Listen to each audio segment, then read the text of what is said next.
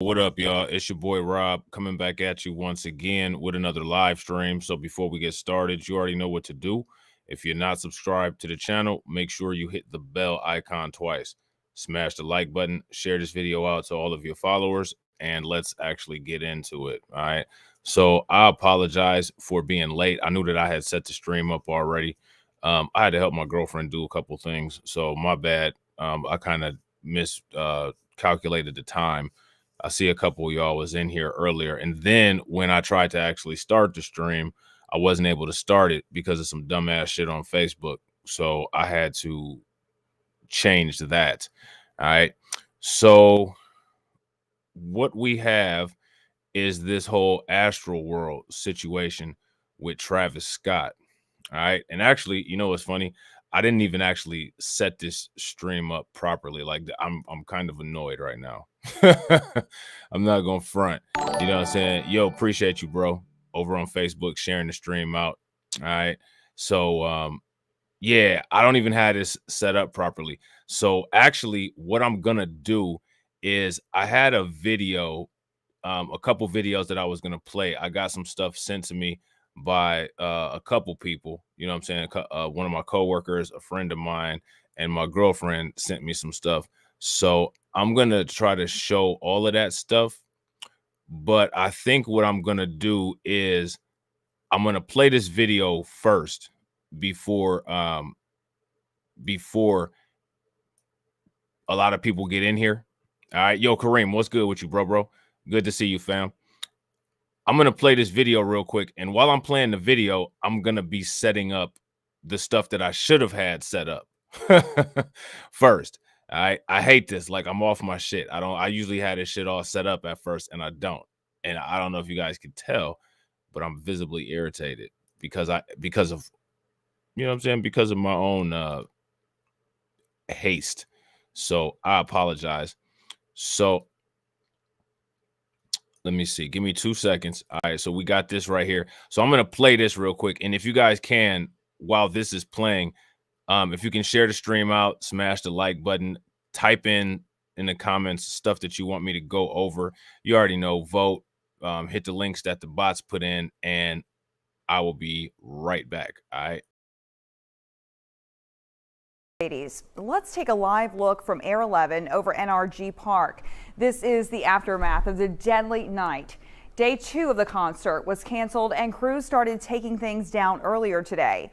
We've got our crews spread out across the city at every angle covering the story. Let's start out with our Matt Doherty. Matt, we just got an update from police and still many questions. Yeah, within the last hour, Cheryl, local officials were able to give us a few more details about their preliminary investigation. However, you're right, we still have a lot more questions. First, I want to tell you about the ages of some of the victims.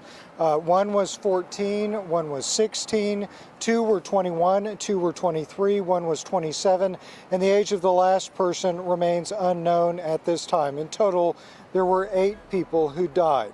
13 people are still hospitalized. 5 of them are minors. We're told a 10-year-old is still in the hospital tonight in critical condition. Now, one of the most shocking details we learned today is that Houston police are investigating an incident where a security officer may have been stuck in the neck with a syringe. The officer was administered Narcan, which is given to revive someone who's had an opiate overdose. The chief explained the incident to reporters today.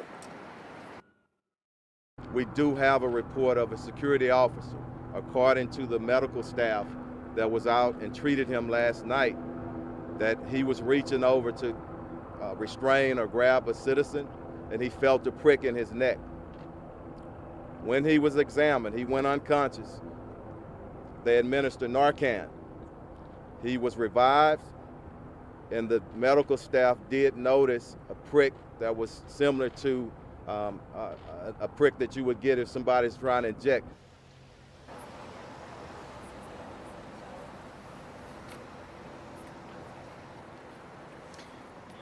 Now, Fire Department Chief Samuel Pena says that several doses of Narcan were administered at the event last night. However, he did not have a number on exactly how many. Chief Fenner says several of the individuals were trampled. Chief Pena says there were several permits filed for the event. However, he says there is no occupancy limit for outdoor events like this one. Police Chief Fenner says at one point there were 528 police officers and 755 security officers at last night's event. Of course, there are still a whole lot of unanswered questions tonight.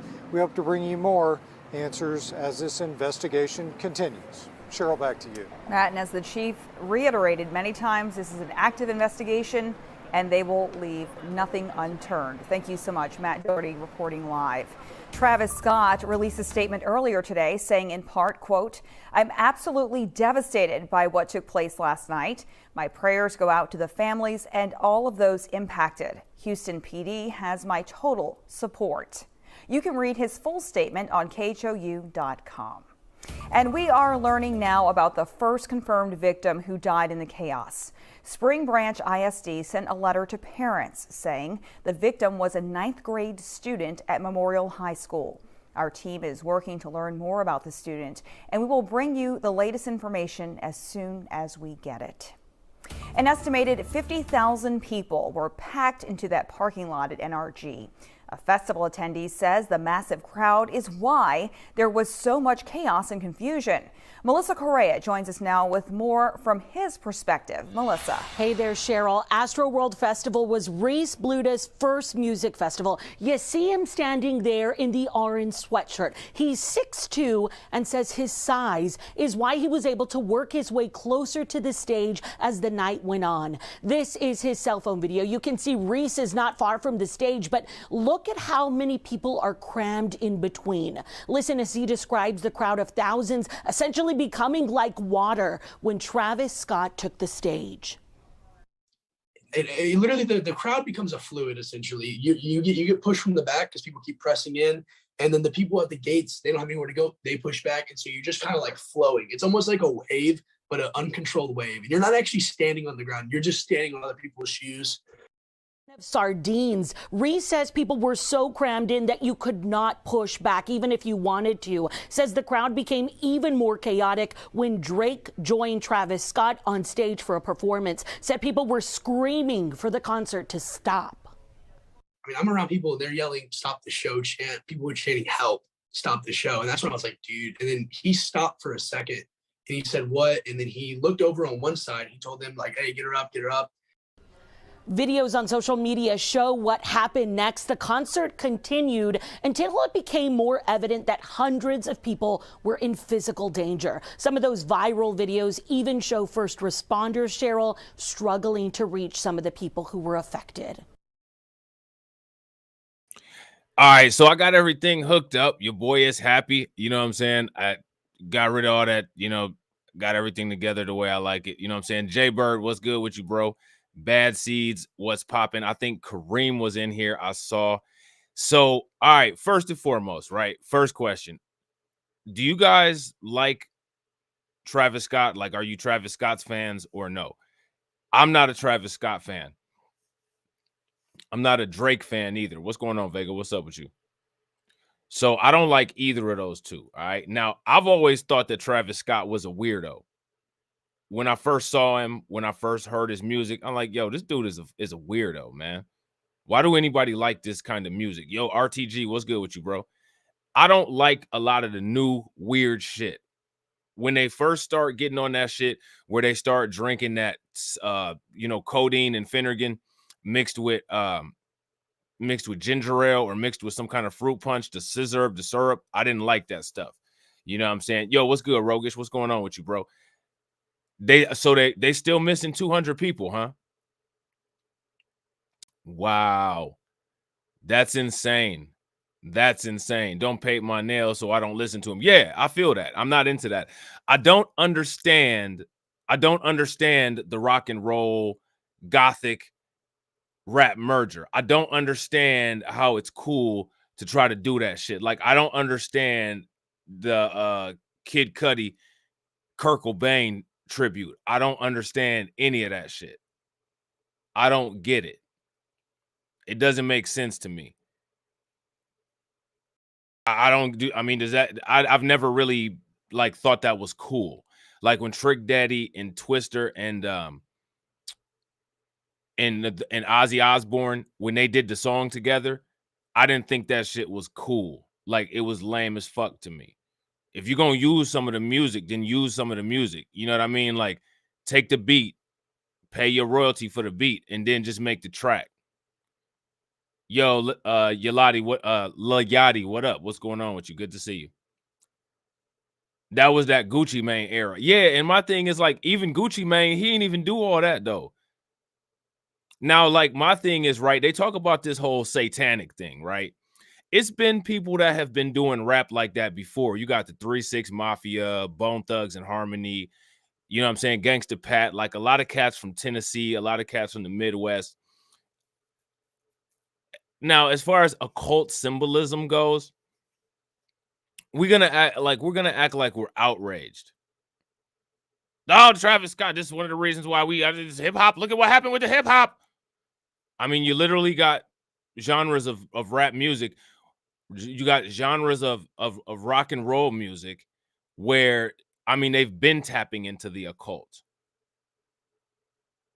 So the problem is that a lot of this music is trying to access the occult. Now, do you believe in the occult? Do you believe that there's an effect that any of this kind of stuff has? Yeah, there could be. Maybe, maybe not. I don't know. This ain't hip hop. This is pop for show. Yeah, absolutely. I like some songs from Travis Scott. I mean, I feel you, Yachty. Yachty, you know, or Yachty. Why can't I say that right? Yachty. I'm sorry. I feel it. You know, that's like I explained about Jay-Z yesterday. I don't like Jay-Z. I never have. But I like a couple cuts that he made. You know what I'm saying? He got some shit that's all right.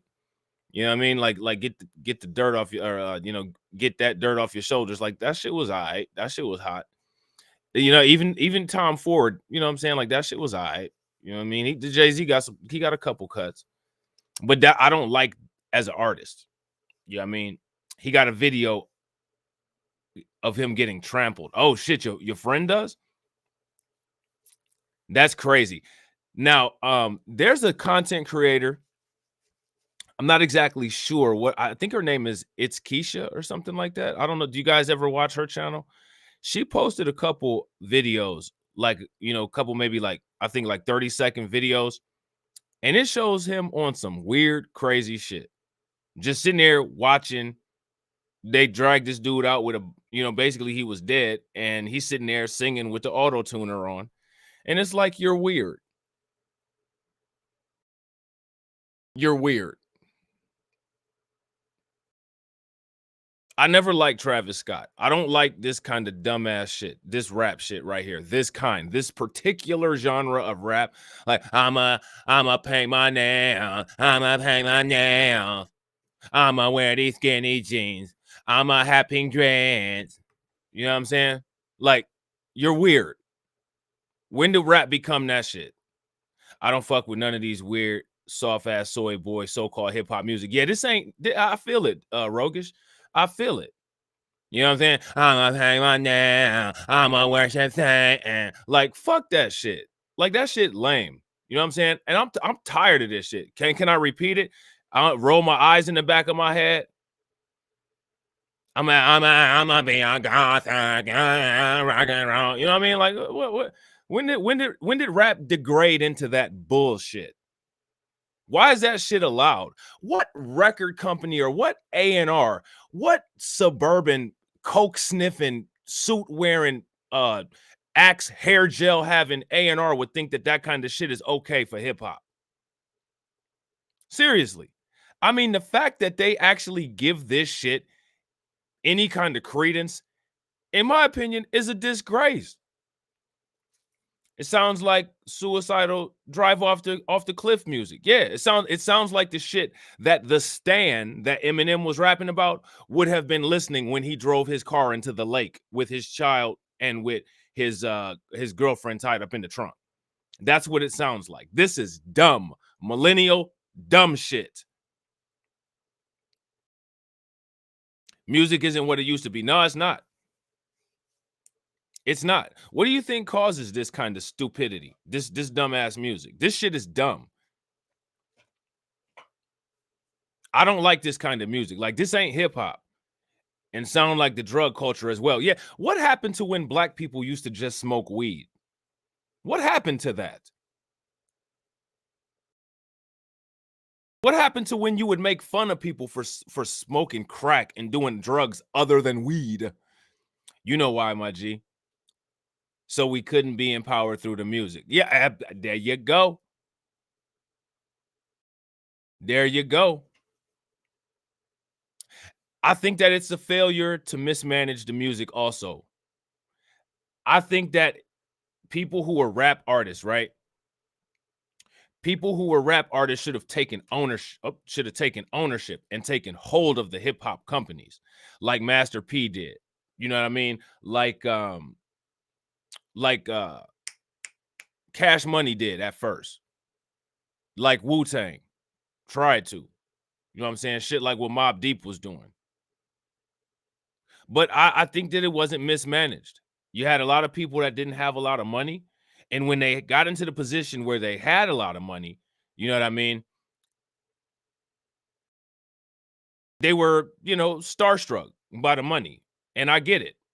Then they had agents, financial support people that didn't really advise them. See, like if I was in a situation where I was managing a rapper or a celebrity or an athlete, I would make them invest into themselves, into where they could cut out a piece of that market and have power over that piece of that market. You see what I'm saying? I don't know, but I haven't listened to the radio in a decade. No, I haven't listened to the radio in shit. I don't know how long. I had a new car that I wrecked. You know what I'm saying? I was proud of it. You know what I'm saying? I'm not even about to sit up here in front like I'm some kind of high value man. Motherfuckers can call me dusty as fuck if they want to. You know what I mean? They could say all kinds of shit. I had a Kia Forte and it was brand new. I bought it in 2017 and I bought it from my homeboy that was working up there. You know what I mean? Now it's not no Lexus, you know what I'm saying? It's not no dope ass car, no European foreign shit, you know what I'm saying? But it was something that I bought, and I bought that motherfucker with my own money, and I bought it cash. You know what I'm saying? And it came with a the Sirius XFM, that shit, that satellite radio shit. I never even used that shit. I never even used it. And I used to listen to the radio a lot. I used to really enjoy the radio. I used to always say, you know what? I want to do like a radio show. I want to create some shit where there's a radio show, but it's on TV. And then, live streaming got popular. So, that shit kind of worked out, except for the fact that, I wasn't the one that invented it. You know what I mean? Somebody else did. But, somebody else did. And, you know what I'm saying? Like I can take advantage of, being able to utilize things like this. So that was pretty cool. You know what I mean? So if you guys haven't yet, all right, make sure you smash the like button. All right. Make sure you share this video out so all of your followers. Help your boy out by clicking the links as they come into the chat and also doing the polls. All right. And you'll know if you did the poll correctly because the bot should respond to you. Now, my question, how many people are in here right now?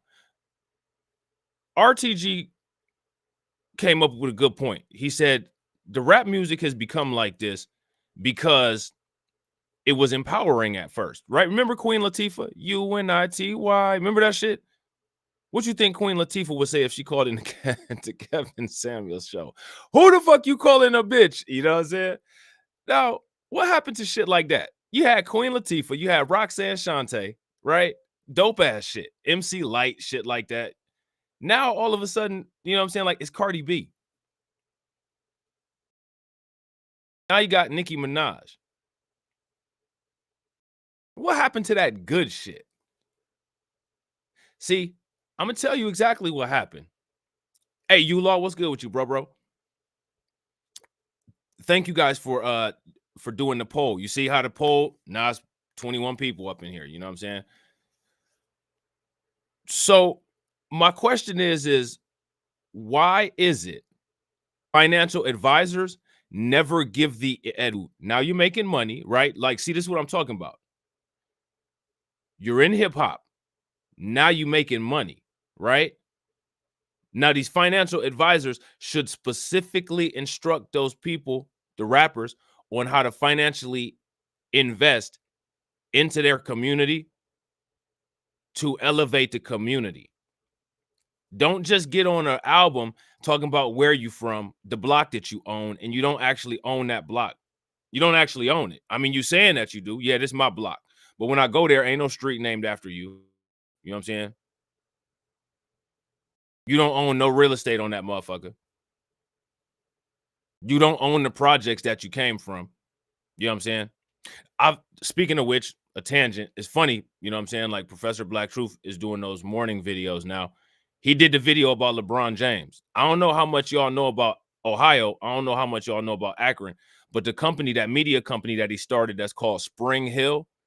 Spring Hill is the projects that he's from. I don't know if y'all know about that. So he named this company after the hood that he's from, right? But Spring Hill's still a hot mess.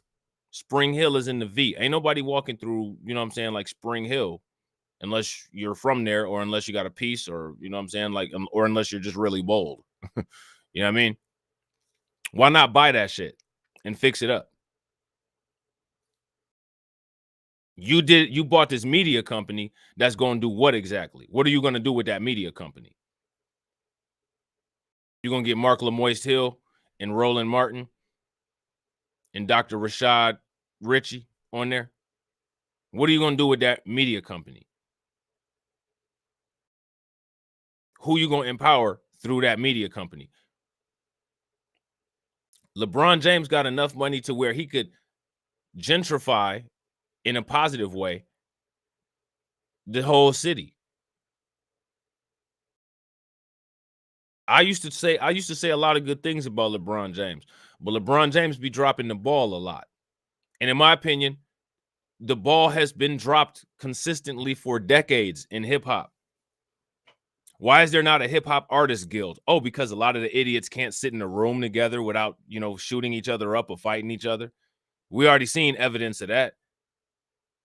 I mean, True Life is my dude. That's one of my favorite rappers. But you seen what happened when him and Mobb Deep was in the studio together.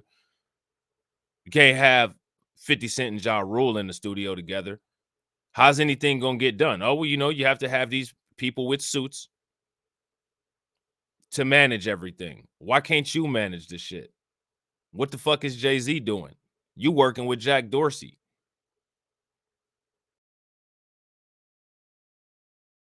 Hip hop and entertainment could be $1 billion business. Just imagine if all the members of NWA had said, you know what? When Ice Cube came out, he came out with Priority Records. Imagine if Priority had been able to work with Death Row, and then they came up with Death Row Productions and made movies that could compete with Hollywood studios. My question is, why would they not do that? Why is that not being done?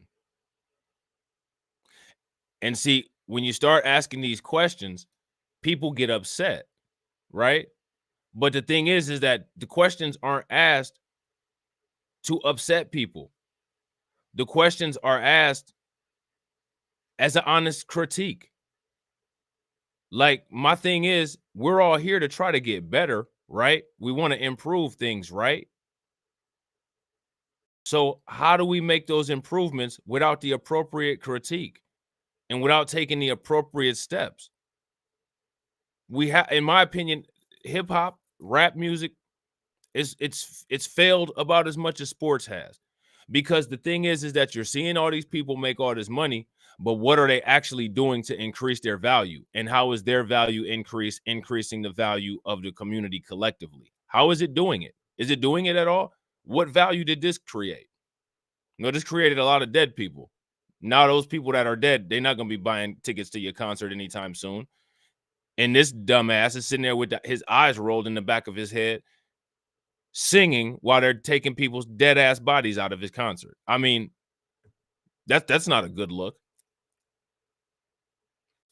It's rumored that Jay-Z snitched on 4 black execs when they tried forming a major corporation. Should Jay Prince, Irv Gotti, Master P? I believe it. I totally believe it. Jay-Z is a clown.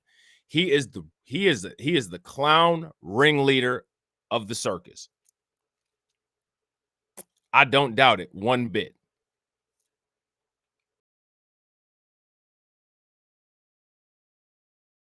I don't doubt it one bit.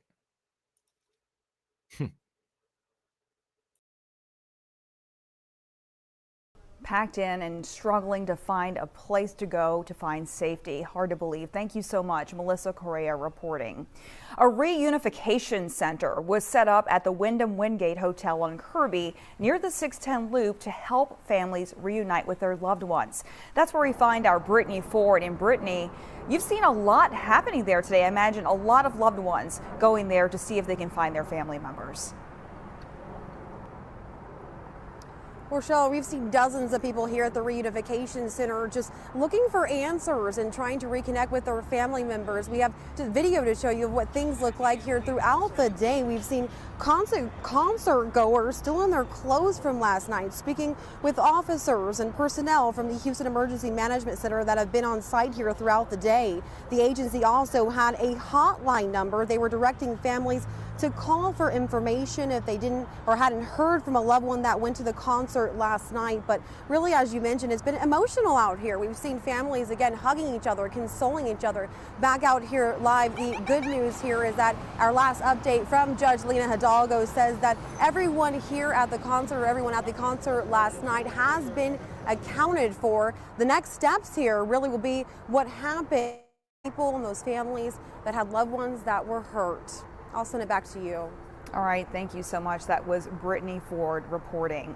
Not long ago, Governor Abbott saying what has happened at Astroworld Festival last night was tragic, and our hearts are with those who lost their lives and those who are injured. Now, my thing is, if you're doing something like this, right, you already know what you're dealing with. You already know that the population at large in society is waiting for you to fail. They're waiting to blame mass casualties on you. You have to have everything on point and tight at all times. You know what I'm saying? So in my opinion, Travis Scott should have known that, and he should have had shit together. So now we're going to act like this has never happened. We're going to act like people never OD'd at concerts. We're going to act like people have never done weird ass shit at concerts. We're going to act like half the people that do concerts don't use this weird occult symbolism, right? Oh, it's just a travesty. What about all the other people that got stampeded on in mosh pits, techno concerts, rock and roll concerts? Travis Scott. It's the biggest issue because it was Travis Scott. Most of the financial advisors for rappers, artists are probably telling them there's no reason to invest back into their communities. And why would they? Those, you know what I mean? Kareem, you're right. They probably do say that. And the question that you have to ask is, who are they getting for financial advisors? What's going on, Loving 4C Hebrew hair? Why would they? Why would they? You have these financial advisors, most likely that for one aren't thinking on those wavelengths. They don't care about that, right? And also, if they're not thinking on those wavelengths, then they're more than likely thinking opposite of those wavelengths and say, well, you know, we'll just have this person invest outward instead of inward. We'll just have this inward invest outward instead of inward. See what I'm saying? So, you know, Curse of the Kardashians. That's hilarious. Was Travis Scott with a Kardashian?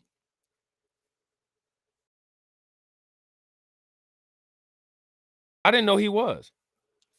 I don't follow a lot of these idiots.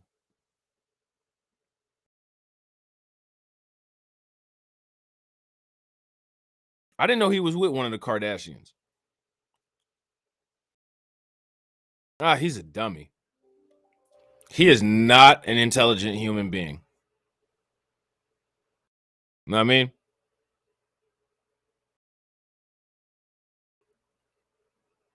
So now we're going to just sit here and we're going to act like this is the worst thing that ever happened in the world. There's one thing that I need to do is protect my citizens of my Houston. Okay. Did you protect anybody during Woodstock? Did you protect anybody at Sturgis ever? You know, and that kind of stuff. That's not important. What we need to deal with is what's going on right now. What we need to deal with is what's going on right now. What we need to deal with is what gives the most pleasing aesthetic.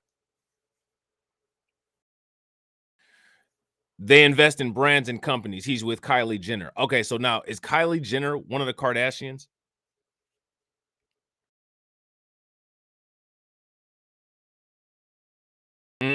Kylie Jenner is a Kardashian. Okay. Yeah, I actually have a tweet with Kylie Jenner. See, I don't pay attention to all these people. You know what I'm saying? I don't pay attention to them. So I don't know who they are. I've heard some weird ass shit about some Jenners and some Kardashians and they switching from men to women and different and different things like that. I don't know. You know what I'm saying? You start talking about how you eat placentas, I stop listening to you. You know what I'm saying? So I stopped listening to the Kardashians a while ago. I thought Courtney was pretty cool. You know what I'm saying? I saw her on The Apprentice. You know what I mean? And she was making some pretty good business decisions on The Apprentice. Oh, okay. You know, she's pretty smart, you know? All right. And then I start seeing motherfuckers falling dead and weird shit happen around. What's Lamar Odom? Didn't he he kind of like had a stroke and a heart attack and some shit, fucking with what was it? Who was that? Chloe? Kylie Jenner is having his baby. Kylie and her mom attended Astroworld. Now, they didn't end up dead, did they? They didn't end up dead somehow, right? Well, somebody should ask about that. She is Rude, Jenner's daughter. Okay, what's up, Queen Yasmin? Yeah, I don't know, man. Yeah. But I seen that shit, though. Then they start, like I said, they start talking about eating the placentas. Yeah, you're doing a little bit too much. And then Lamar Odom like stroked out. Oh, what's wrong with him? Then all this weird stuff, Kanye West kind of going crazy. There's some weird ritualistic shit. And I think they were involved with the O.J. Simpson case as well. Right? Wasn't the Kardashians' dad, one of them was involved with the O.J. Simpson case? So, like I said, I'm not one of those motherfuckers that's like, listen, I don't care about Kanye and them, and Lamar Odom and all them dating, any of the Kardashians. But when you start to pick up a pattern on weird ass shit going on, you kind of need to think twice. Yeah. Facts, loving for Sebrew hair. Kim does do those blood facials. Yeah. See, you're eating placenta. You're doing blood facials. A little bit weird. That's now you're pushing it. Now you're going to my little, area of okay. Yeah. Bad energy. Low vibrational people. Reggie Bush. Yeah. Okay. So Kareem, you said you think that LeBron James takes a lot of his cues from Warren Buffett. Now, my thing is, okay, I get it, taking a lot of the cues from Warren Buffett. Warren Buffett's a successful investor, right? So that's not out of the realm of being something that I would say is illogical. However, Warren Buffett is not going to be that person that, quote, reinvests into the black community. But if you look at what JP Morgan Chase did, right? JP Morgan Chase put all that money in investments into black women. If you look at that as an investment into the black community, I'd have to ask myself, okay, well, if you're going to follow somebody's example and you're not going to utilize a black financial investor, if you're going to follow some white people that invest, Why would you follow what Warren Buffett is doing instead of the people who are investing into at least part of the community? You know what I mean? You're just kind of doing your own thing, and it's not really making sense. I think Jay-Z also follows Warren Buffett. Now, I don't know if you guys are aware. I think Jay-Z used to own shares in Square. You know, the company that owns Cash App.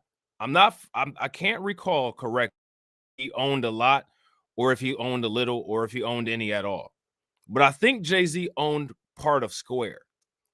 Jay-Z also owned a streaming service, and he sold all of that shit to Jack Dorsey. Jack Dorsey is also making lots of investments into Africa. Are you guys aware of that? It's in some of my older content when I used to make videos. Jack Dorsey is investing a lot of money into Africa and a lot of money into crypto. Now, if you guys know what's going on in Africa, Nigeria is the #2 cryptocurrency utilization country in the world. Jack Dorsey, like I said, I think he owns Square, and Square is involved with Cash App. Cash App is in on the crypto game. You can buy Bitcoin on Cash App. So again, these people put themselves around people who are investing, right? They're not directly investing into the Black community, right? But as a Black person who's doing that, you could kind of take cues and adjust the investment. Izzy sent me an article the other day that said that Black people are the people who use cryptocurrency the most in the world currently. Right? We are the most cryptocurrency utilizing people in the world. And I'm sure it helps that a lot of African countries are utilizing cryptocurrency. That's something that needs to be considered as far as part of our strategy for voting. Because I don't know if you guys know about this, but the government is making a lot of moves as far as how cryptocurrency is used, cryptocurrency being taxed. Why are these people not doing anything with this? What I would have done if I was Jay-Z is I would have set up some kind of cryptocurrency reward system. This is what you should have did. Set up some kind of YouTube-like platform. Buy as much Bitcoin as you can with your money. Instead of super chats, set up the super chat so that it's a Bitcoin wallet for your specific channel. Have y'all heard about the metaverse? Yeah, Facebook is doing that. Super chat with the Bitcoin, right? And you already making money because you're using Bitcoin. Jay-Z should have done something to make it extremely accessible and reward-based for Black people to use Bitcoin. I don't think it could have been prevented. What up, Toya? What's going on? But you don't see Jay-Z doing that. It's so many easy things that can be done, man. And people don't take advantage of that shit.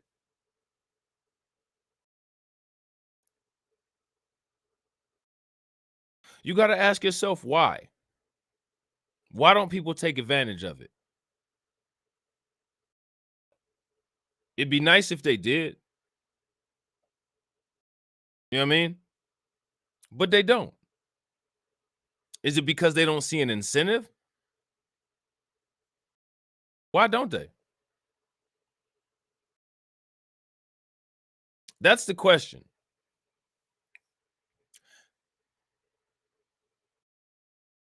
It would make the most sense for every celebrity to utilize their knowledge, utilize their money to reinvest for purposes of empowerment. But you don't see that happening a lot. You have to ask yourself why. I just gave you an easy way that could be done. That's not that difficult. Wait till my YouTube channel gets bigger. You guys will see some of the creative stuff that I do.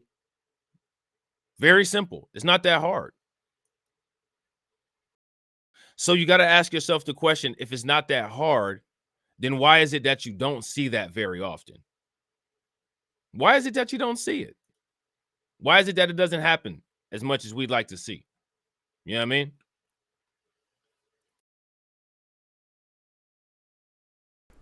There are growing memorials outside the Astroworld Festival venue where many concert goers are returning now to pay respects to those killed and injured. That's where we find our Jason Miles. And Jason, I imagine a very emotional scene right now. Oh, to say the least. You know, a lot of the people coming here today had tickets to day 2 of the festival, returning in a much more somber mood, as you might imagine. This is one of a couple of makeshift memorials here along West Ridge near Kirby, the venue of Astroworld Festival. Notes include RIP to all of the Ragers, and people from various cities have written their condolences as well. We've seen a number of people come by in just the short time we've been out here this afternoon, some bringing bouquets of flowers. All have stories about last night.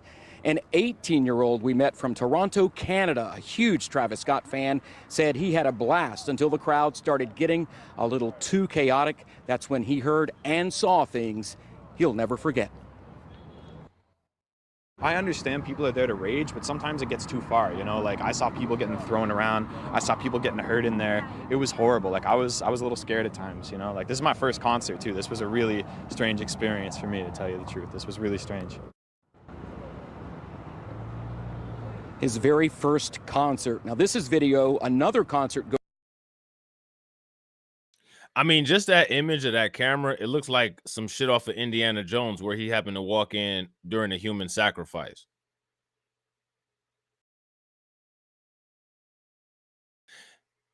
Now, another thing that I find interesting, right? You guys see everybody who's been interviewed. That's who the market is for hip hop. That's who hip hop artists are making their music for.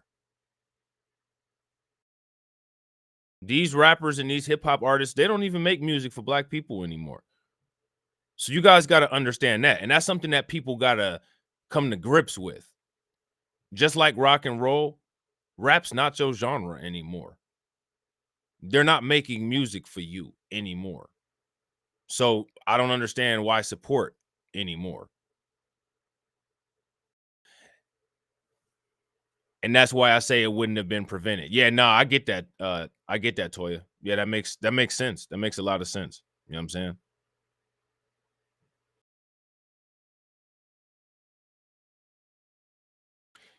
Key points you're making. Yeah, appreciate it. I think people need to notice that because I don't think that people are aware of it. You know what I mean? I really don't think people are aware of it. I think a lot of people are in denial.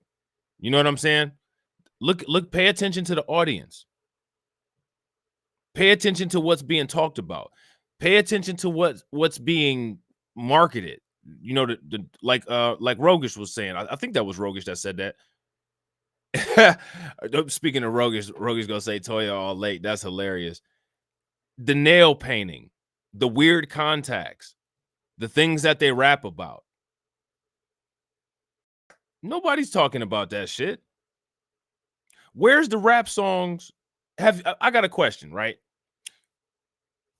Have you heard any rap music come out that's talking about how don't do shit for black people? Has any rap come out like that? Is there any songs on the street talking about the donkey party and how they don't do anything?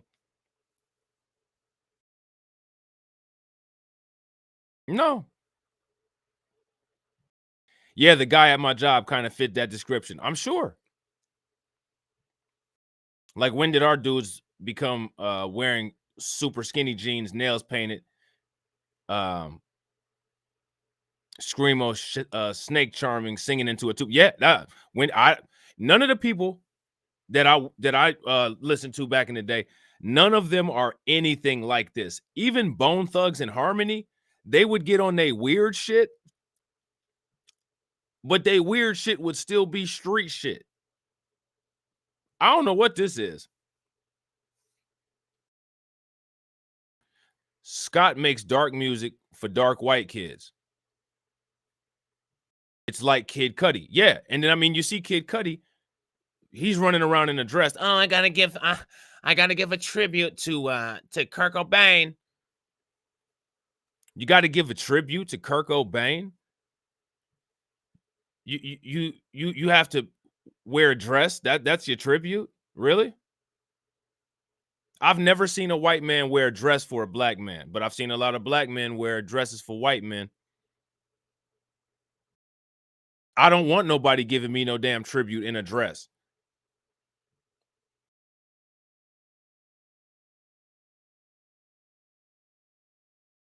Except for, maybe my girlfriend when I haven't pissed her off for like a week or two and she's happy to see me. You know what I'm saying? Like, okay, I'll take a tribute in the dress, in that situation. You know what I mean? But yeah, not a guy, Sorry. So I don't get that whole thing. That Kid Cudi thing irked me. And I don't care what the LGBTQ community says.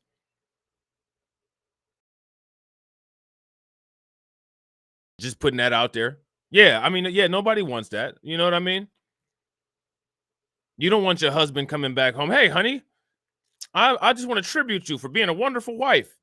I got this sundress. What do you think? He'd be like, I think I'm about to go file for a divorce. That's what the fuck I think. And you can go do whatever it is that you was about to do by your damn self.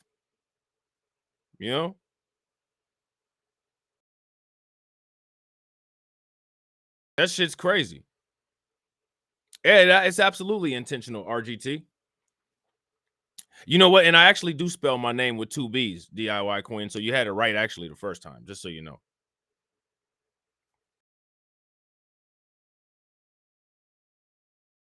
Were shared with us this afternoon. You can see he couldn't even keep his phone steady because of all of the movement that I'm told only got worse as Drake took the stage, much to the surprise of many of the folks at the festival. Now back out here live, a fellow just came up with this shirt, hung it on the fence next to the balloons and the cards here. Again, a tribute to the folks who lost their lives here, many others who were injured, and people continue to make their way along this stretch of West Ridge, a place where so many people entered the festival yesterday and left, in many cases, in horror.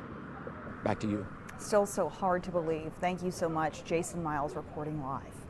KHRU 11 Investigates has spent the day digging into the question, was enough done to keep concert goers safe? Jeremy Rogalski spoke with a national crowd safety expert for some insight. Jeremy. Cheryl, that expert has studied crowd management for 30 years.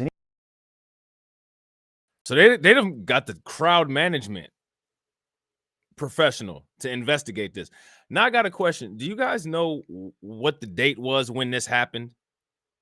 What was the date when this happened? Do you guys remember? When was it? Was it within the last 4 or 5 days? Or was it closer? Was it sooner than that? Was it like 3 to 4? Because the reason why I'm asking is they got this, they got this done pretty quickly, this investigation here. Travis Scott has a history of inciting music festival crowds to ignore security and violently storm the stage. So you got to ask yourself the question, right? For one, why is this dude still allowed to do concerts if he's not going to be compliant with, the security guidelines and the zoning and different things like that?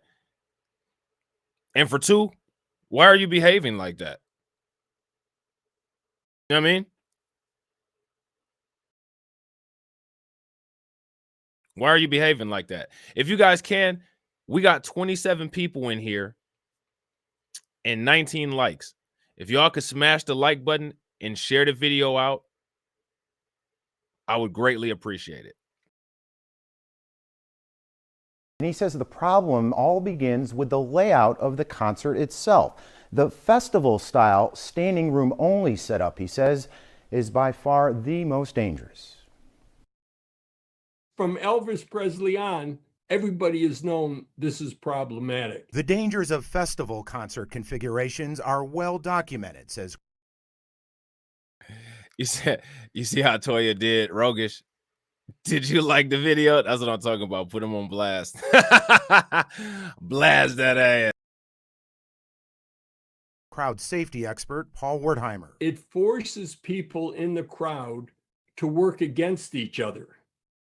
This is the worst thing that can happen in crowd safety. The layout, he says, requires special precautions to reduce crowd death and clear pathways for first responders to treat the injured.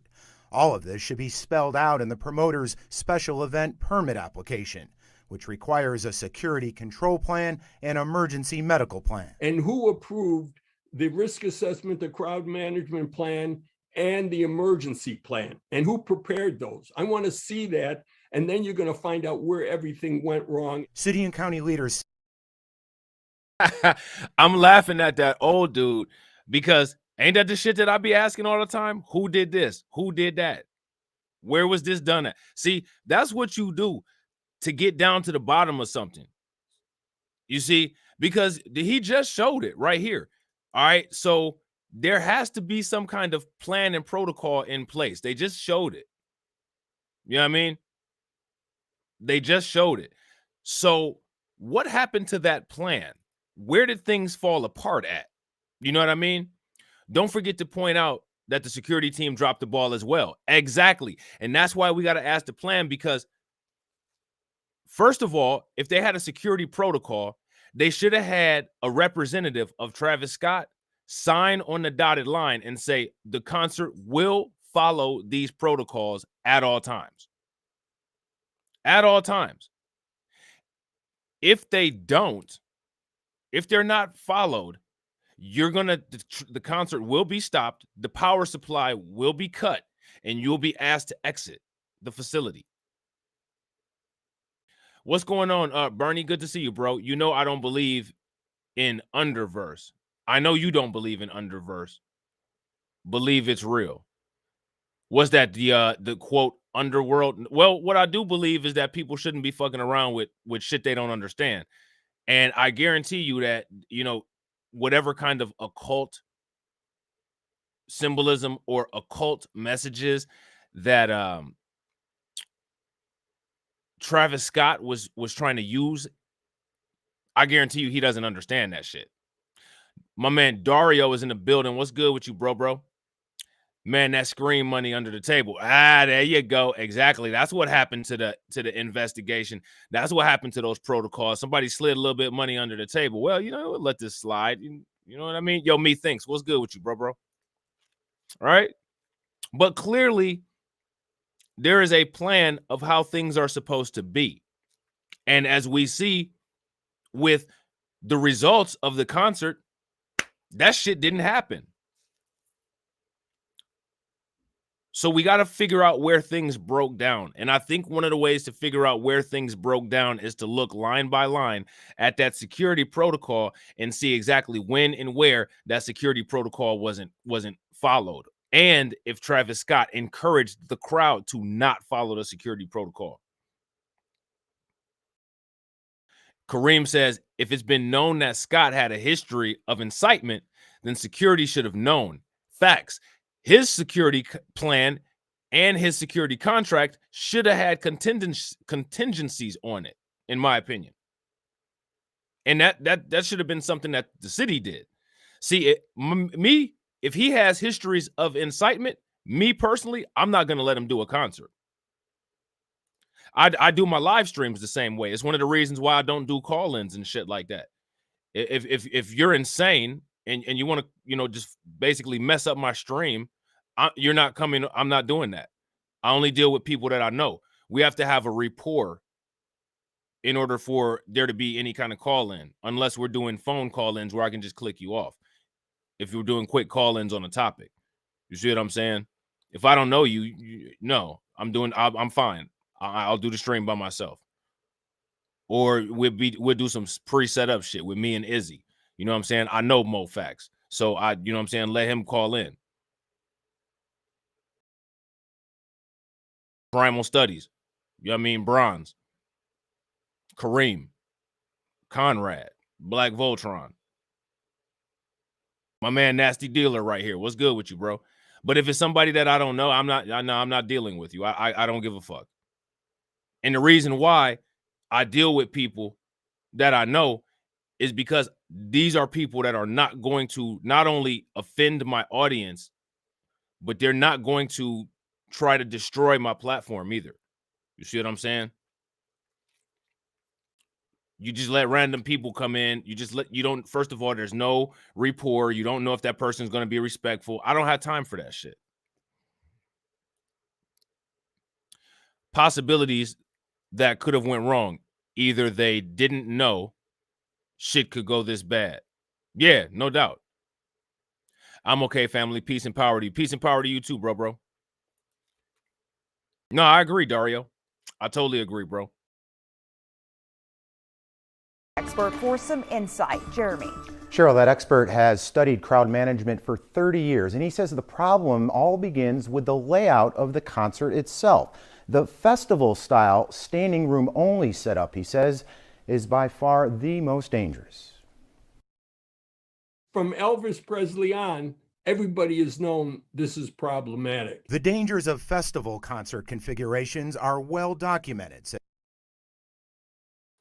So the way that the style of the concert, the expert says that it's known that that's a bad way to do things. Off the rip. So already we got issues.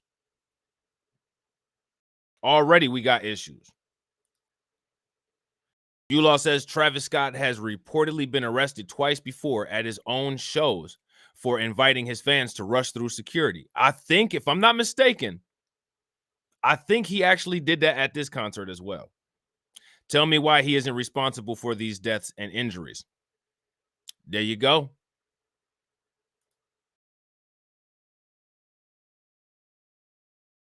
And from what I heard, the dude that was there, security failed from the start. He was at the back of the venue before the show started, and by the second song, he was on stage. Hey, what's up, Shatera? What's going on with you? See, that's crazy. That's bad management. Yo, appreciate it, Nasty Dealer. Yeah, pay attention to what Nasty Dealer is saying, y'all. If y'all like what you are hearing, share the program, and let's get them likes up, family. Yeah, please do. Appreciate it, Nasty Dealer. As crowd safety expert Paul Wertheimer. It forces people in the crowd to work against each other. This is the worst thing that can happen in crowd safety. The layout, he says, requires special precautions to reduce crowd density and clear pathways for first responders to treat the injured. All right, so the first thing that we have to do is we have to see if the special protocols were required, because you see this style of concert, according to this expert, he says that there's special protocols that need to be in place. Now, this paper right here that's on the screen is the standard special event requisites, the standard special event requirements. If you recall what he just said, this requires more than the standard, because this is a risky style. Listen again. Far the most dangerous. From Elvis Presley on, everybody has known this is problematic. The dangers of festival concert configurations are well documented, says crowd safety expert Paul Wertheimer. It forces people in the crowd to work against each other. This is the worst thing that can happen in crowd safety. The layout, he says, requires special precautions. So the first thing that I want to ask you guys, and I think the question that we need to ask the people who are in charge of this venue is, were the special precautions in place? Were they in place? That's the first question. The second question is anything that Travis Scott said or did at the concert against what the special precautions are? Because in my opinion, more than likely, if the special precautions broke down, the special precautions are probably what's in place to keep the standard precautions in place. Once the special precautions broke down, ultimately there's nothing to uphold the standard precautions, and that shit crumbled too, and we're where we are now with a disaster on our hands. I don't know. This is just me speculating. I just want to see if you guys follow my logic. If you agree with what I'm saying, if you disagree with what I'm saying, we'll see what else they say. All right.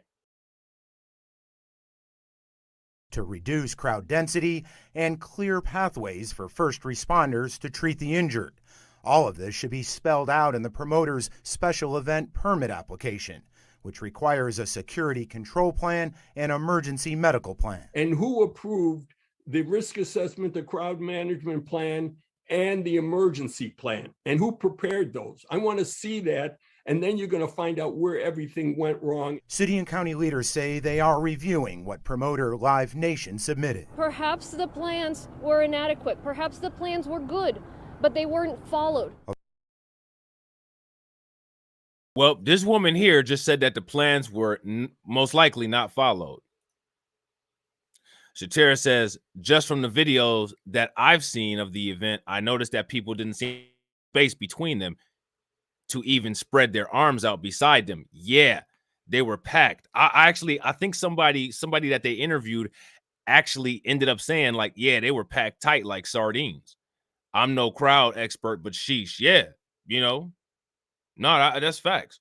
And what they said, what this investigator said, was that the people were packed and they have to work against each other. So imagine imagine the situation that would create with people packed tightly against each other and they're working against each other. You know what I mean? That's going to cause a chaotic chaotic situation. So Eula says, attending a concert should never be a death sentence. Travis Scott and his co-organizers must be held accountable for their criminally negligent behavior. What a terrible way to die. I agree. Do you guys agree with what Eula is saying? I agree with what he's saying.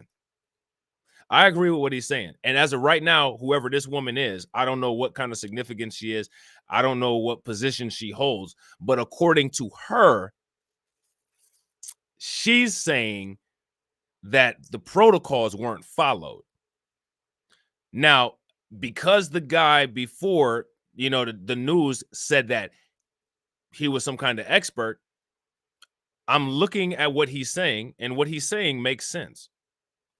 And because what he's saying makes sense, her saying that the protocols weren't followed, I would tend to go with that. Even if she's not an expert, it's just common sense. I don't think that they did a good job of holding everything together at all. Clearly, by the way this stuff all broke down. What do you guys think? You guys agree so far or disagree?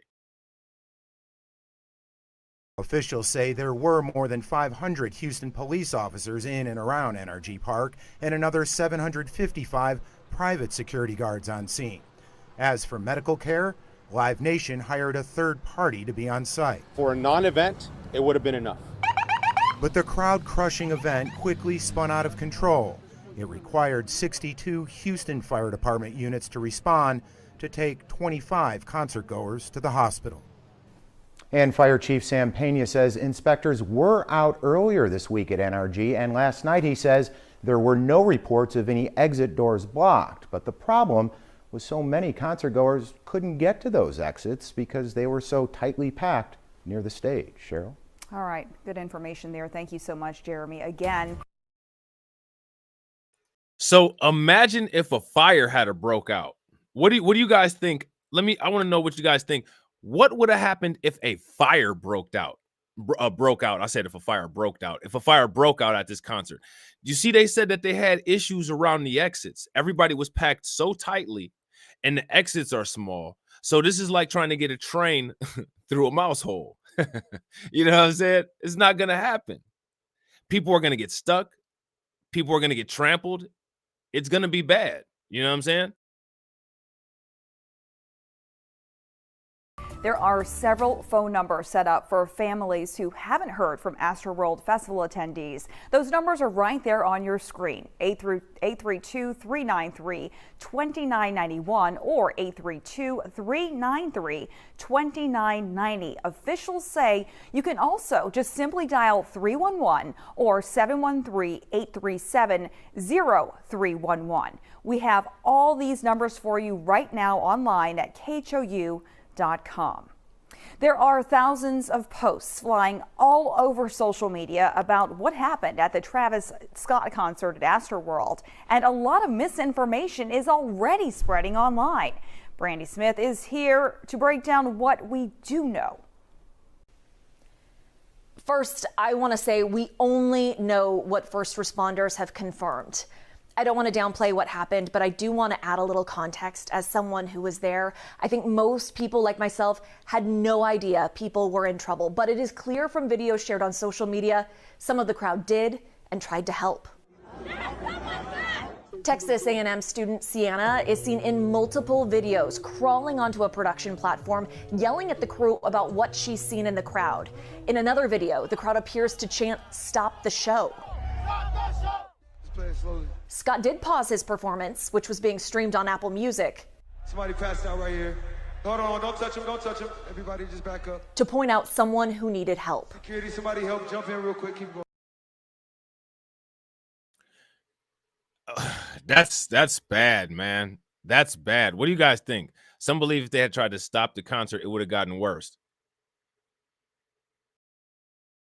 I've never had to worry about this kind of stuff when I went to concerts. Might have had to worry about shooting in a parking lot, but that was like late 90s. Yeah, no doubt.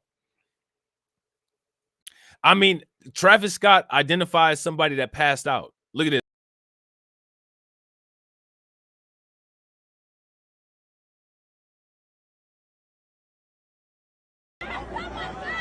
Texas A&M student Sienna is seen in multiple videos crawling onto a production platform, yelling at the crew about what she's seen in the crowd. In another video, the crowd appears to chant, "Stop the show." Scott did pause his performance, which was being streamed on Apple Music.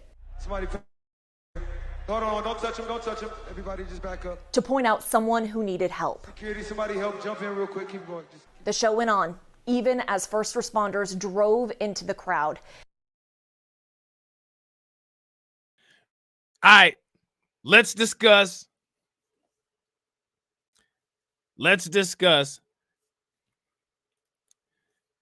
Shatira says, I'm still apprehensive about being around that many people at this point in time. Yeah, no doubt.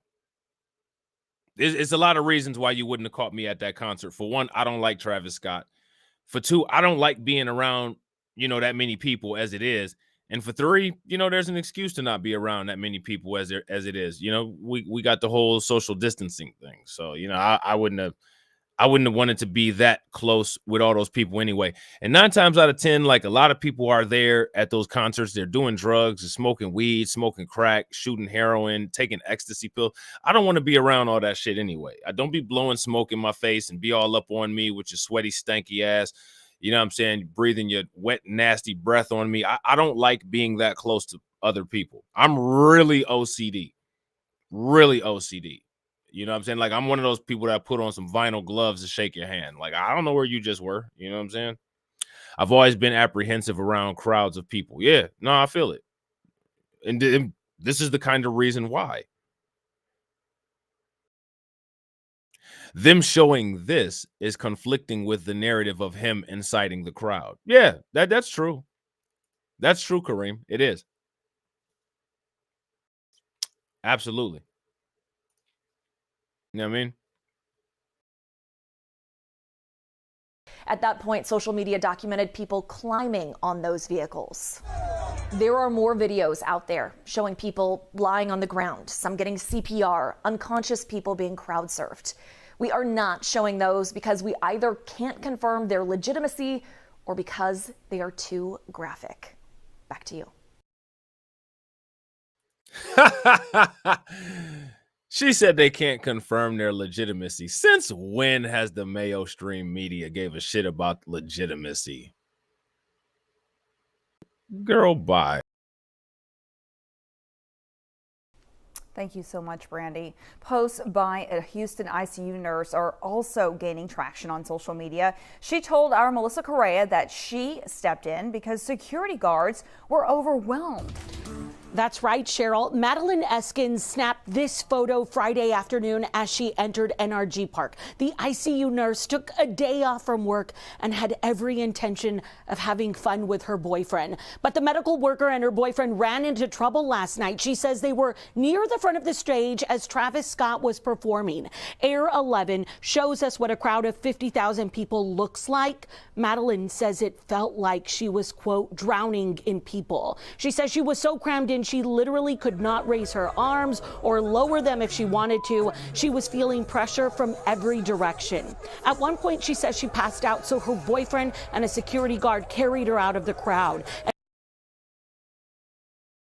Okay, like, never mind. I was gonna say something, but it's probably gonna come off as really mean, really ignorant, and really insensitive. So I'm gonna reserve my comment. I'm gonna reserve what I was gonna say. Dario says he thinks he knows why. Let's hear your thoughts, Dario. People pass out at concerts all the time. I remember viewing many concerts from MJ where people were constantly passing out. I'm sure Travis Scott has seen this many times, but he just didn't know the severity of the situation. And when she came to, Madeline says she was among several other people who were in medical trouble. I noticed that one guy that they were carrying, he looked real bad. And I stopped her. I said, hey, have you checked the pulse? And the security guard was like, I don't know how. I said, okay, I'm an ICU nurse. Let me help. He's like, yeah, please check the pulse or whatever. And he didn't have a pulse. And I said, hey, don't put him down to go get someone else. You need to take him straight to. I lightweight don't believe her story. I lightweight don't believe it. I don't believe you, Madeline. I don't believe that the security guard didn't know how to take a pulse. I'm sorry, I don't believe that. I want to do a quick poll in here. So everybody that's watching this video actively, let me know that you're there. All right. And then I want to answer from everybody. Do you all know how to take a pulse?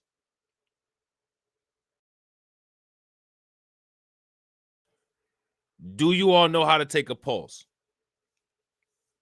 If you know how to take a pulse, explain it to me. Where do you take the pulse at and how do you do it? How do you take a pulse? And to all of you people who know how to take a pulse, are you a medical professional? Hey, what's up, Dawn Love? I know Dawn Love is a medical professional, so that don't count. 2 fingers. Where at?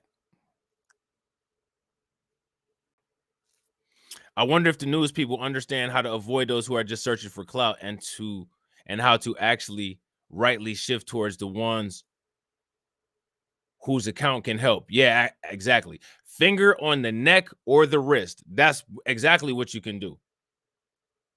Wrist, butt, and no. What's good with you, Bronze? What's going on, bro? Not a medical professional. So okay. Sorry, Toya, I missed it. So for the most part, everybody in here knows where a pulse is. Everybody in here knows how to find the pulse. You don't really need to do like a long ass pulse. You don't really need to do no damn 60-second pulse. Right? If you're in this kind of situation, you basically just, if you're looking to see if somebody's alive, you know what I'm saying? You just make sure that their heart is beating. Wrist, the carotid, yeah. Brachial artery, yeah. Yep, yeah, that's facts. Yep, the neck, that's the carotid, yep. So, you mean to tell me that somebody who's in security that more than likely could either injure or deal with the injured person doesn't at the least know how to find a pulse? Question. Do you think that they had automatic electronic defibrillators at this concert? I think they probably did. Most places have an automatic electronic defibrillator. So even if you don't know how to take a pulse, the automatic electronic defibrillator will not only take the pulse, but it'll regulate the heartbeat if there's an issue after it finds the rhythm, after it analyzes the rhythm. Right? You put the AED on somebody, it'll analyze the rhythm. If it needs to shock them, it'll shock them. If not, then you know you're fine. If it detects the rhythm and it needs to give a shock, something's going on. So there's many ways that the pulse, heartbeat, any kind of cardiac issue could have been taken. You don't even have to have the knowledge of it. All you gotta do is just put the damn defibrillator on the person. So what kind of security guard don't know how to take a pulse? See, if she's telling the truth, which I don't believe she's telling the truth. If she is telling the truth, then that's a problem right there. You have security guards that aren't qualified to identify emergency situations.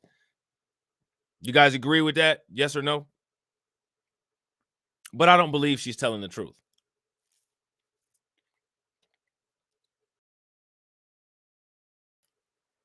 Yeah, no, exactly, Shatera. That's I don't believe her. And is she even a nurse? You know what? You can look and find out. You can look and find out. You know what I mean? I wouldn't doubt that she is a nurse. She probably is a nurse. You know what I'm saying? She probably is. She could be. They say she works in the ICU. That's what they said. I don't know. And it says that she helped people, right? I don't know how she helped people when she passed out and had to be carried out her damn self. Didn't they say she had to be carried out? So she helped people by telling a security guard, you need to take these people's pulse, or you don't know how to take a pulse. Here, let me get a couple. Listen to the story. You know what I'm saying? I don't know. You know what I'm saying? I don't know if I'll buy that shit. Brandy. Posts by a Houston ICU nurse are also gaining traction on social media. She told our Melissa Correa that she stepped in because security guards were overwhelmed. That's right, Cheryl. Madeline Eskins snapped this photo. The reason why she would have asked about a pulse is if he was non-responsive, correct? I think what it was is she asked about, I think it was actually the security guard. They must have been dealing with somebody who had either passed out or something, and apparently the security guard might have not known how to do the pulse or whatever. So they were probably trying to see if the person was dead, or I shouldn't say dead, but absent a pulse, and if they needed to get emergency medical care.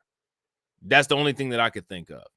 Which, if there was an issue where a pulse couldn't have been identified, in my opinion, if she felt like intervening, what she should have started doing was started chest compressions. And I mean, like, that's if the security guard said there's no pulse, I wouldn't have taught nobody how to do a pulse right there. If I was in that situation, I wouldn't have said, here, this is how you do a pulse. I would have get the fuck out of the way. Check the pulse. If there's no pulse, started chest compressions. Somebody go find me a bag unit. That's what the fuck I would have said. But at the same time, we probably would have all been killed, because if I'm on the ground during a stampede situation and I'm giving somebody chest compressions, these people are fucking idiots. They're going to run us all over and kill us all. So, you know, there's that.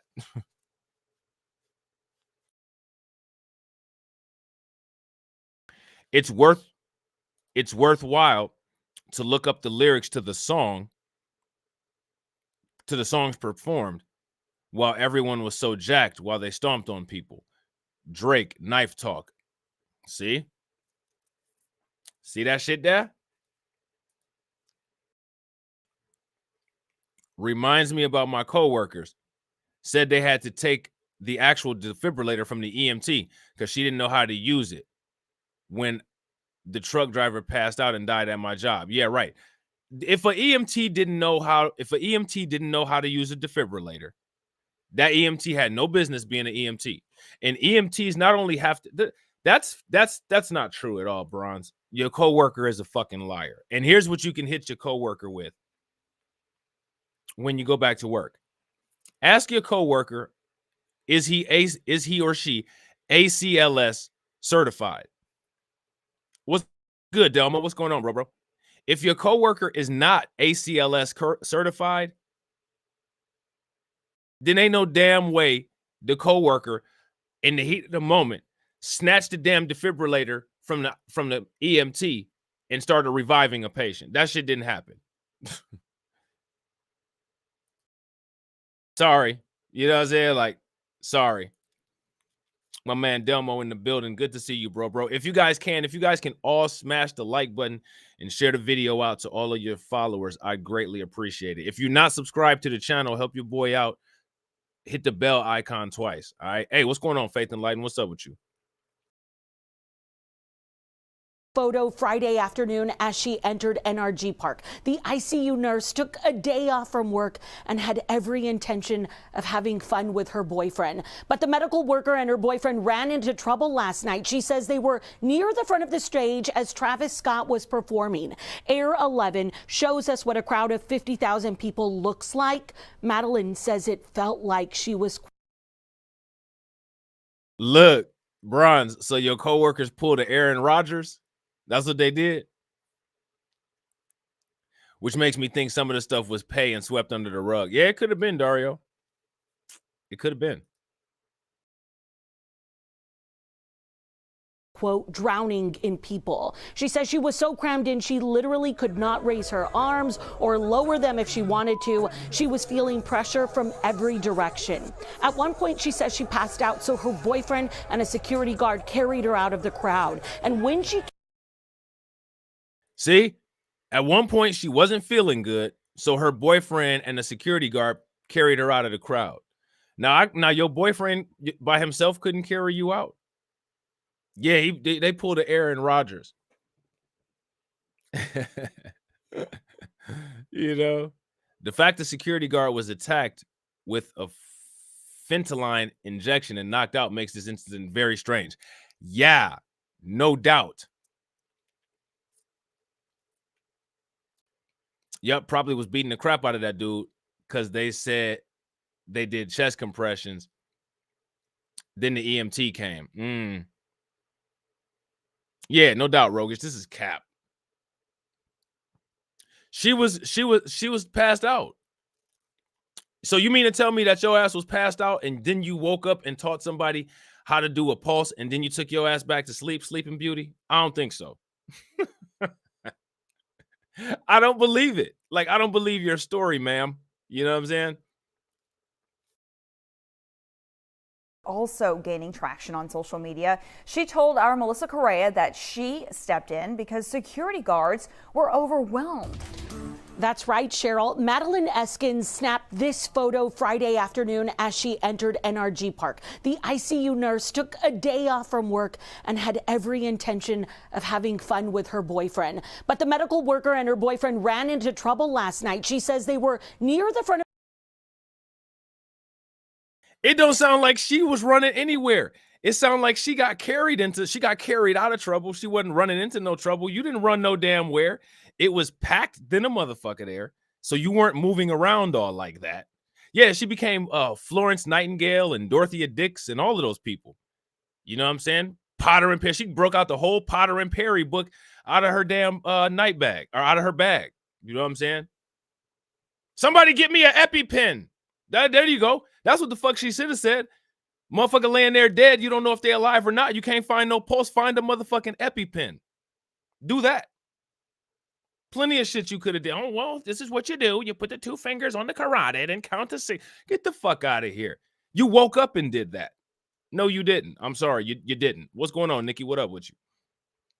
That didn't happen.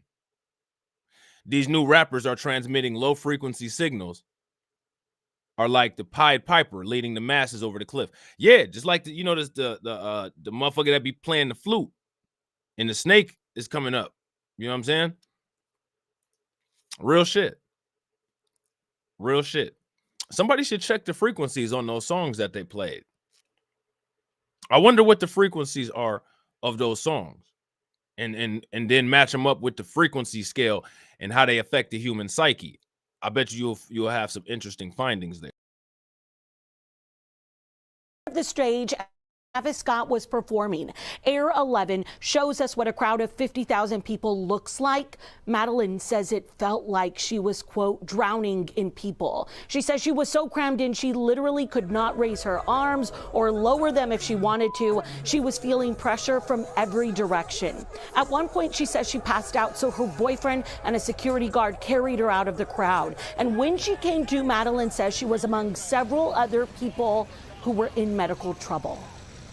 Noticed that one guy that they were carrying, he looked real bad. And I stopped her. I said, hey, have you checked the pulse? And the security guard was like, I don't know how. I said, okay, I'm an ICU nurse. Let me help. He's like, yeah, please check the pulse. No, none of that happened, lady. No. None of it happened. You're full of shit. It might have been a bad situation at that concert. There might have been a lot of shit going on, but you were not a damn hero at that motherfucker. I'm sorry. Your story doesn't make sense. I need to see the security tape.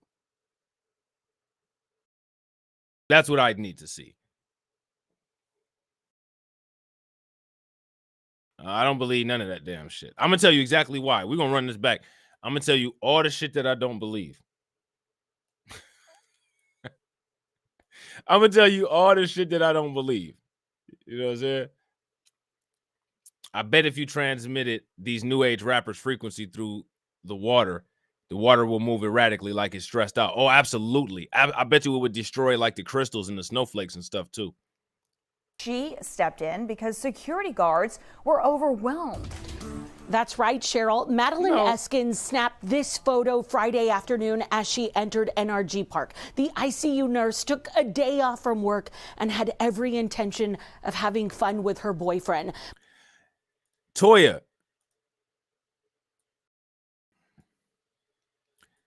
were you talking about the nurse woman is big because she had to have a boyfriend and the security guard carry her out? Or was you talking about the news lady is big? Because they both big. You know what I'm saying? This is an amazing story. 1 minute she's snapping pouty face selfies. Then the next minute she's saving lives.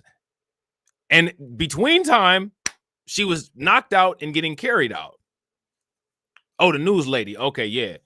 Yeah, she was thank goodness she wasn't there and passed out because would nobody been carrying her ass out? Somebody back would have been fucked up and it would have been two people laying there. Once again, officials blame the crowd itself for the injuries and the deaths. This is just like the disaster at the Hillsborough Stadium soccer match. I don't know about the Hillsborough Stadium soccer match, bro. What happened there? I'm dead serious. Oh, wait, it would have. But I tell you what, though, if somebody had took her ass out, she'd have made a nice place for a couple people to hide behind. They would have probably been, they would have been safe. They'd have been okay. You know what I'm saying?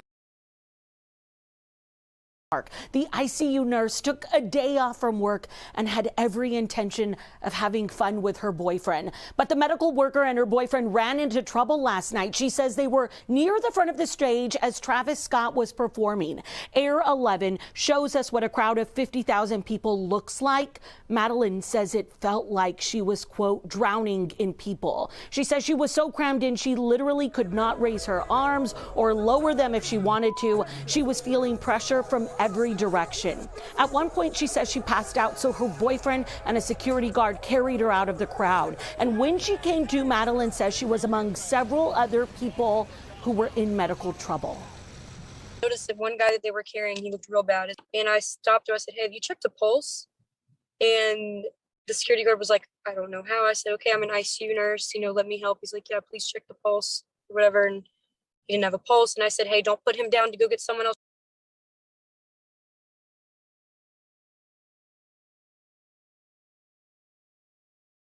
You see how she turned away from the camera? Did you guys see how she turned away from the camera when she said she had to help? You're lying.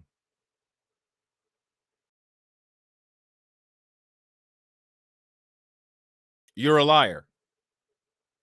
She's Aaron Rodgers, rogering it up. Roger, you're a liar. Breaker 19, Roger, you're a liar. Watch her turn her head. Look, watch. That they were carrying, he looked real bad, and I stopped her. I said, hey, have you checked the pulse?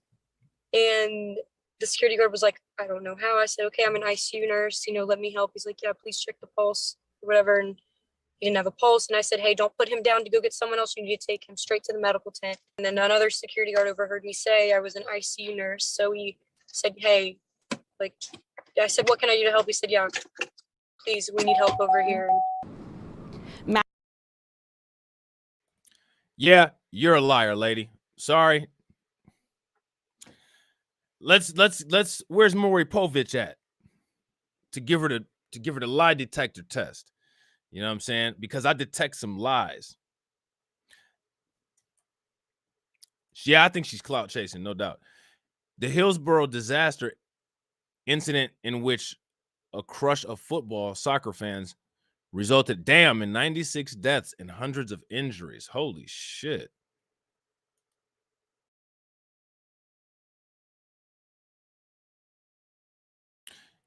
Lying for clout. Yeah, this is lying for clout. I wouldn't be surprised if she was on the Fresh and Fit podcast at some point in her life. I'm an ICU nurse, like whatever. You know what I'm saying? Like, okay, sure. You could be. Could be. Usually when you're an ICU nurse, you don't say you're an ICU nurse. See, that's another thing. Because there are actual people that are ICU nurses. What's good, Lunch? What's going on with you, bro? Usually, if you're an ICU nurse, somebody be like, yeah, I work in the neonatal ICU. I work in the neuro ICU. I work in the CV ICU, the cardiovascular ICU. When you're an actual ICU nurse, you usually say what ICU it is that you work in. You don't just say, I'm an ICU nurse. Go ask a nurse. If you don't believe me. Anytime, I'm going to tell you, anytime somebody says they're a nurse, what kind of nurse? I work in the ICU. What ICU? What ICU do you work in? She knew they was looking for people to interview. Yeah. What kind of ICU do you work in? I work in the, in the NICU. I work in the SICU, the surgical ICU. I work in the MICU. I work in the medical ICU. I work in the PACU, post anesthesia care unit. There you go. Primal, my man Primal. Primal is a nurse. I want Primal to listen to this and see if he believes this woman.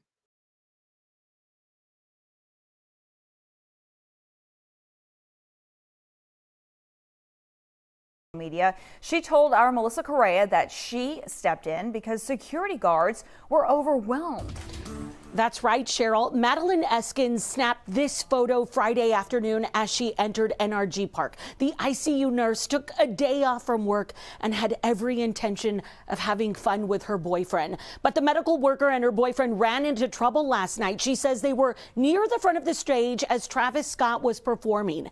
Air 11 shows us what a crowd of 50,000 people looks like.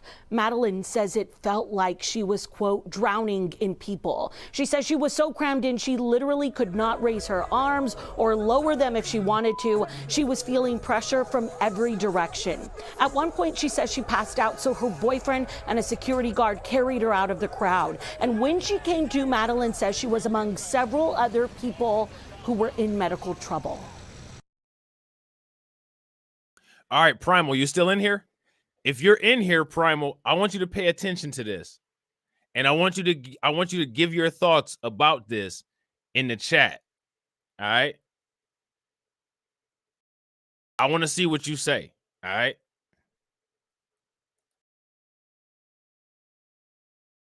See, already he ain't even heard anything, and Primal was already asking questions like you ain't even using good judgment. Like, so I'm sure that what he says is going to be consistent with what I said. Noticed that one guy that they were carrying, he looked real bad. And I stopped her. I said, hey, have you checked a pulse?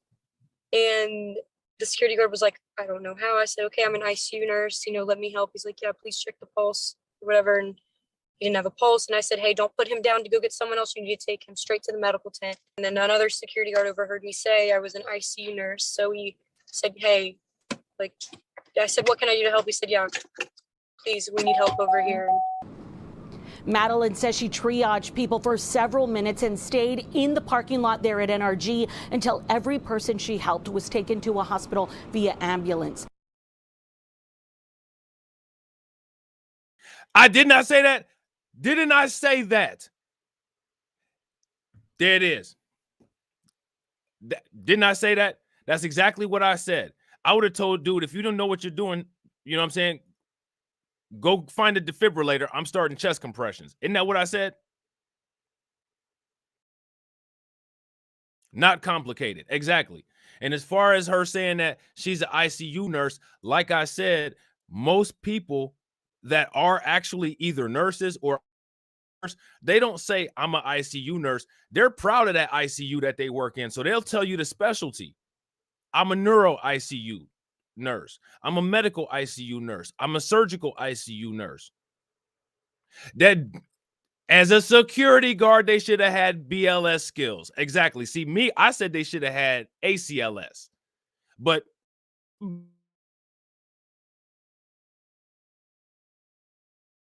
cool, this bitch. You're lying.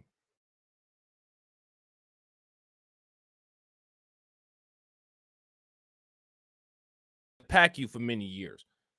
I worked at a LTAC for many years. You know what I mean? And then the other thing that I said was, aside from all of that, I'm sure they had some epinephrine or some shit around there. What's good, Alicia? What's going on? You know what I'm saying?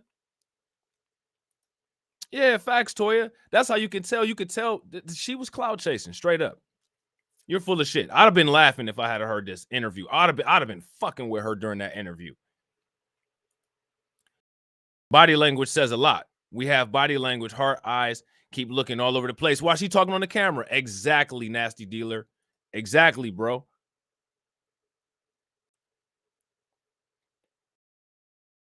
I'm telling you, I would have asked all those questions. If oh, really? You were a nurse? Huh. So she didn't start CPR, right? No, she gave somebody an instructional on how to do a pulse. Delmo. Listen, guys, the next move for her is OnlyFans. Yeah. Because if the Texas Board of Nursing gets hold of that, you know, they're gonna be asking a lot of questions. You know what I'm saying? Well, how come you didn't start? How come you? Because the Board of Nursing is always looking to get rid of a nurse. They're always looking to do population control on nurses, even if it ain't no damn nurses anywhere. If it's a shortage of nurses, they don't give a fuck. Yeah, exactly, Primal. That's what I'm saying. She's potentially liable, and that news report had her first and last name on it. So, you know, I wouldn't have said shit. I don't know what the fuck you talking about. 9 times out of 10, nurses are not going to give like their first and last name if they're in a situation where they could be assessed. Like if you're on the news and you say, yeah, I did this, that, and that, most times you'll do an anonymous interview because people are always looking to try to get a nurse in trouble. And the Board of Nursing does not advocate for nurses. The Board of Nursing is right there with those people trying to get you in trouble, even though there's not any nurses. They don't care. Their entire job is to fuck with you. So as soon as they get wind of some shit, they'll send you a letter. When I'm in public, I'm nobody. Exactly. I don't tell nobody shit. Oh, what do you do for a living? Work. And then I just look at them crazy. You know that don't ask me shit else look? Have you ever seen that? When you ask somebody a question and you struck a nerve and they give you that don't ask me shit else look with the don't ask me shit else answer. Oh, what you work a lot. What do you do? Work.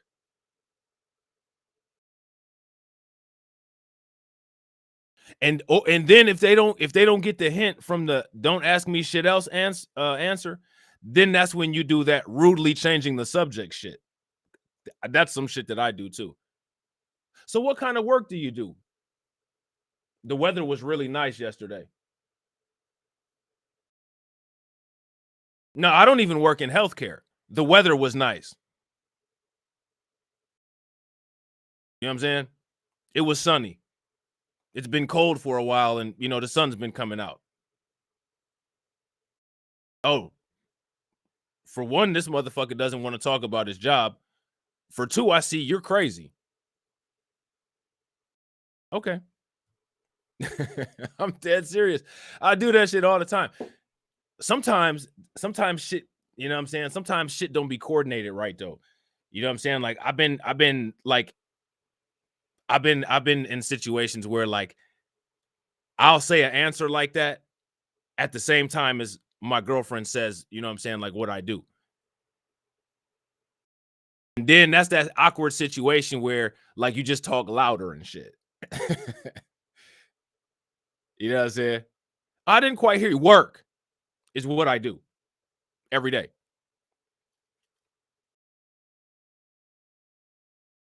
I work.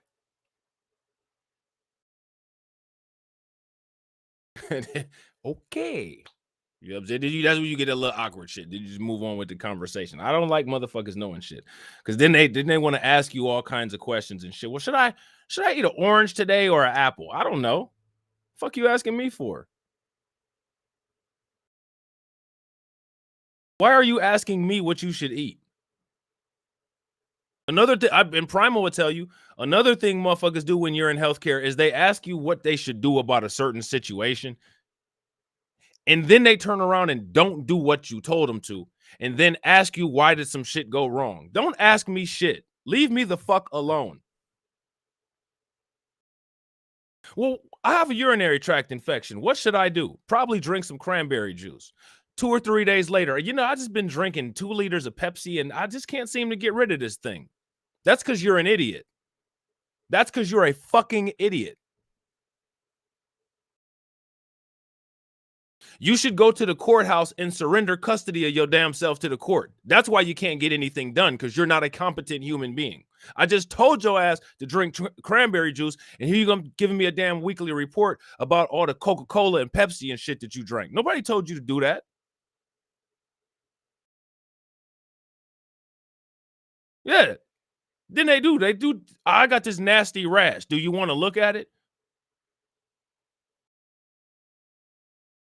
Do you want to look at it? The fuck would make you think I want to look at it? Oh, it's just shit all over the place. And just zits and pus. I don't want to look at that.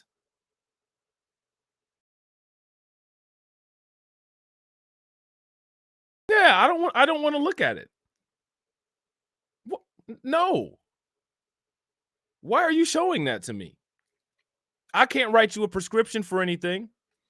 I don't just have a motherfucking pharmacy in my trunk. Stop asking me dumb shit.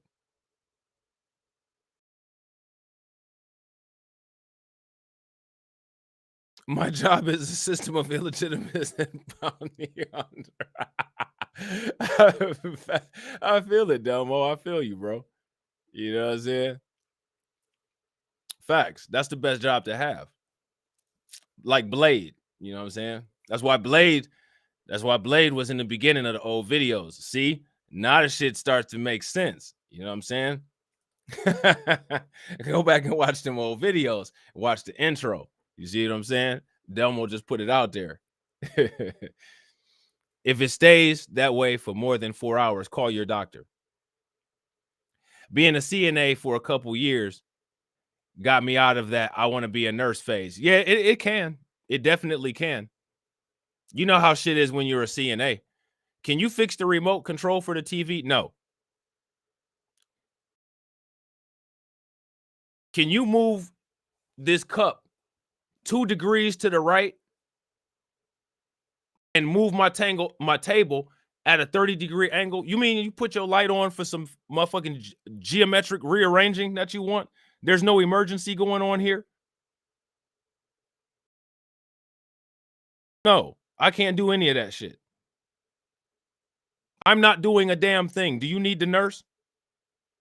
The fuck? Wife is a nurse practitioner. Nurse family members and friends are always calling her, asking her med questions. And then they don't do what they're told. Then they don't do what they're told.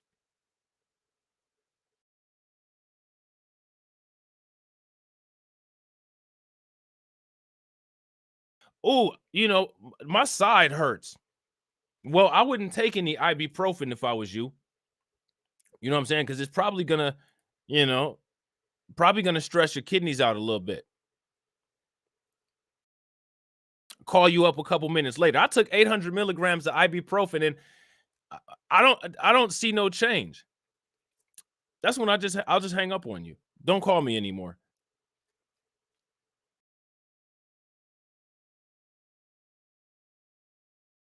Don't call me anymore.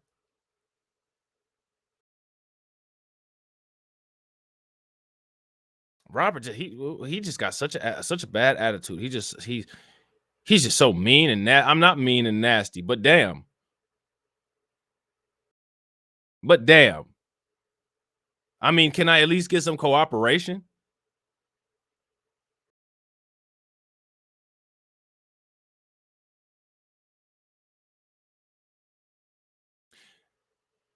Somebody would call and be like, I got a headache. Okay, well, try to drink as much water as you can. Then they call you back. I just ate 3 instant lunches. And my head hurts even worse. That's because you just drank damn near 3 cups of concentrated sodium, which made your ass even more dehydrated. Dummy. I told you to drink water, not eat a whole bunch of ramen. What are you calling me for again? Shit. Hey, Snap, what's up, bro? That's a lot of times I don't answer the phone. Not answering the phone. Who are you calling to talk to? Because you surely are not calling to talk to me because motherfuckers never listen.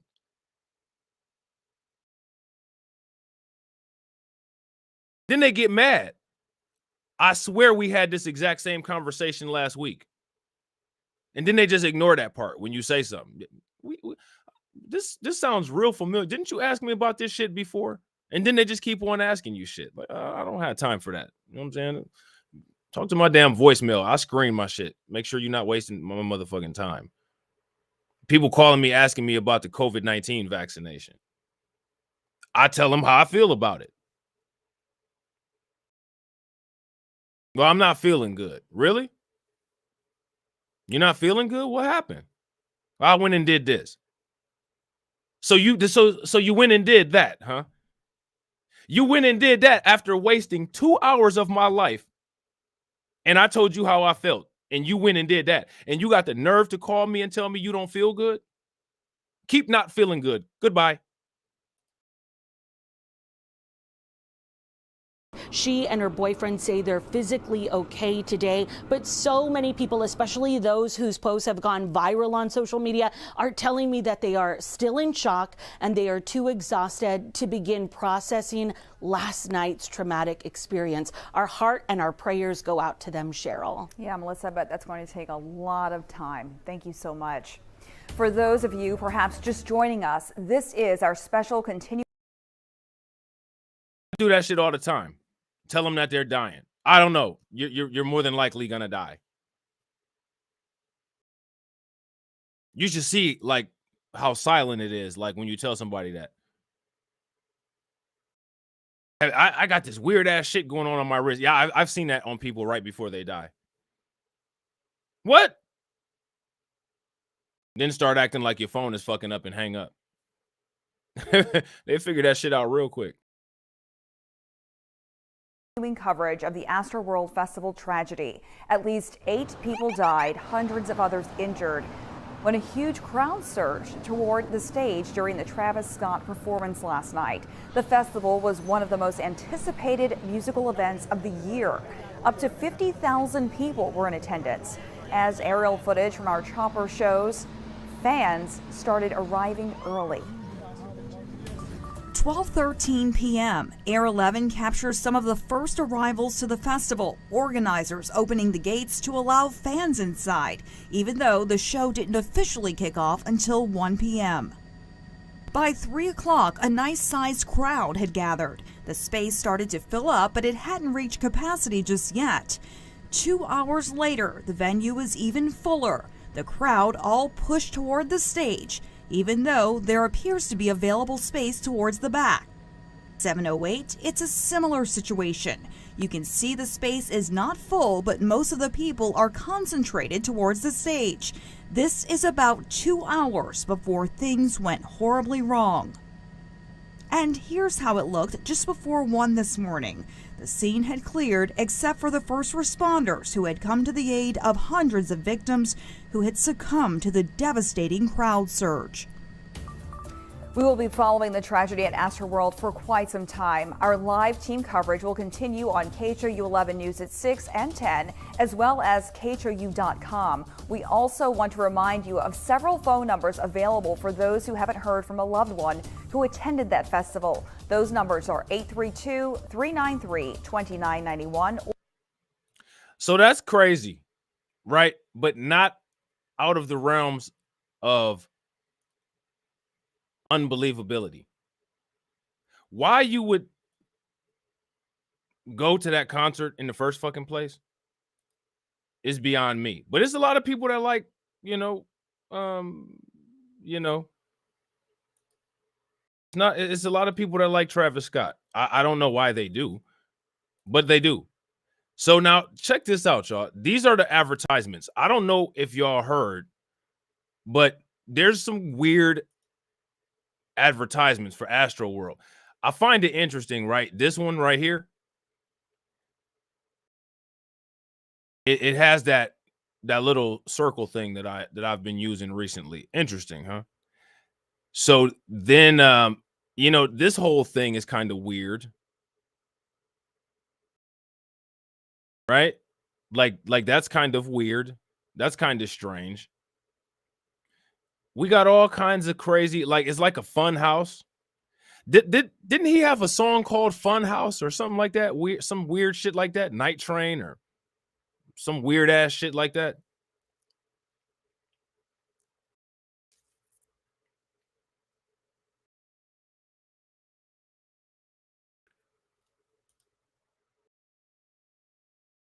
I don't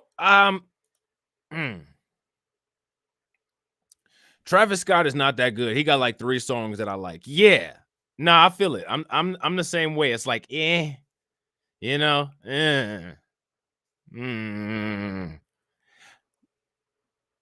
That's weird.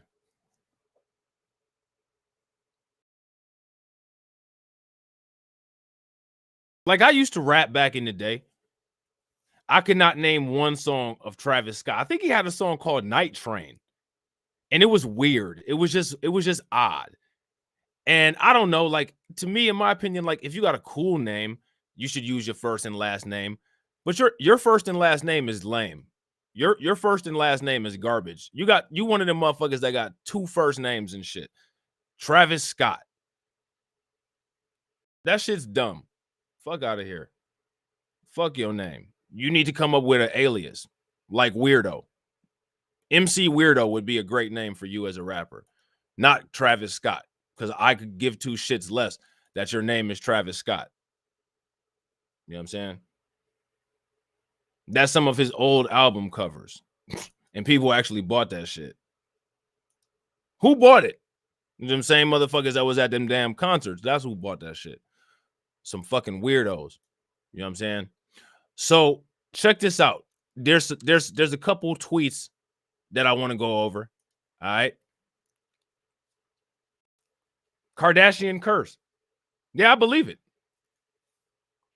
What's up, Dominic Johnson? What's going on with you, bro? So here we go, right here. He looking kind of weird, kind of crazy. He looking down. She looking around, though.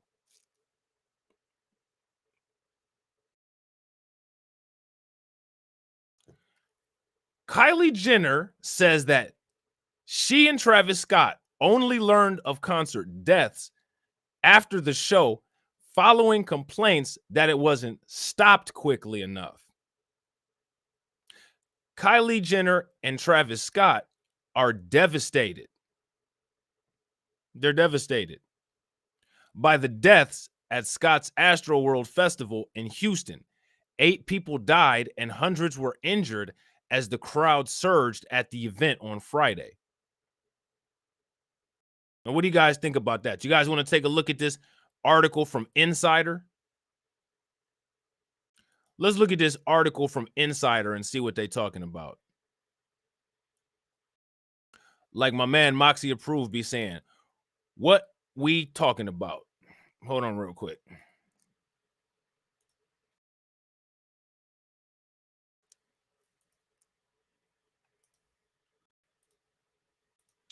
All right, so we got it right there. What's good, G? Can't call it. I feel you.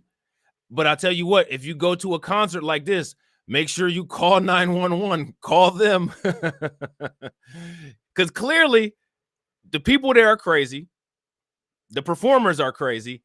And the security guard needs women who passed out to unpass out and instruct them on how to take a pulse and then pass back out again. You know what I'm saying? So that's what goes on at these concerts here. So if I was you, you know, that's how I would do. You know what I mean?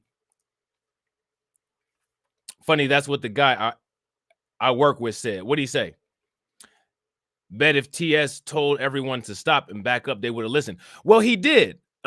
If you watched, he said, hold on, y'all, make it so security can get through because somebody passed out. Somebody was passed out. You know what I mean? I'm still wondering how a 10-year-old got there. Yeah, I don't know how that happened. I mean, this is all kinds of weird shit. This is Travis, to be weird. Well, guess what, bro? You got some weird shit on your hands. Motherfucker, you got some weird shit on your hands.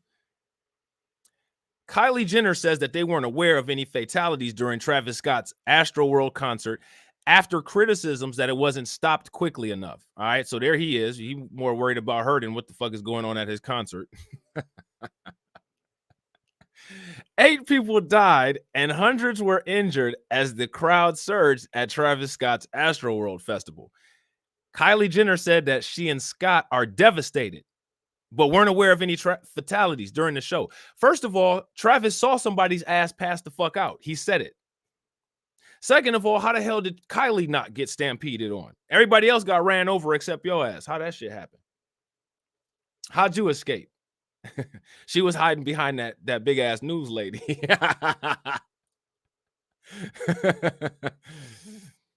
Left hand puppetry. I think concerts should be more dangerous. Modern life is too boring. Just sign a waiver and 18 plus only. Controversial opinion or no? Yeah, I don't really think that they should be doing more things to put the public in danger. I don't think that that's a good idea. No, I don't think that it's controversial. I think it's kind of a not so good idea. All right, Faith and Light, appreciate it. You out of here, Jay Bird? All right, bro. Yeah, no doubt. You'll have plenty of content to watch for your drive tomorrow. I'll make sure of it. Yeah, no doubt, Faith. You never know. Your boy might still be live by the time you get back. Left hand in the less people camp. That's funny. I ain't mad at it, though. I get it. But I don't think that that's a good idea.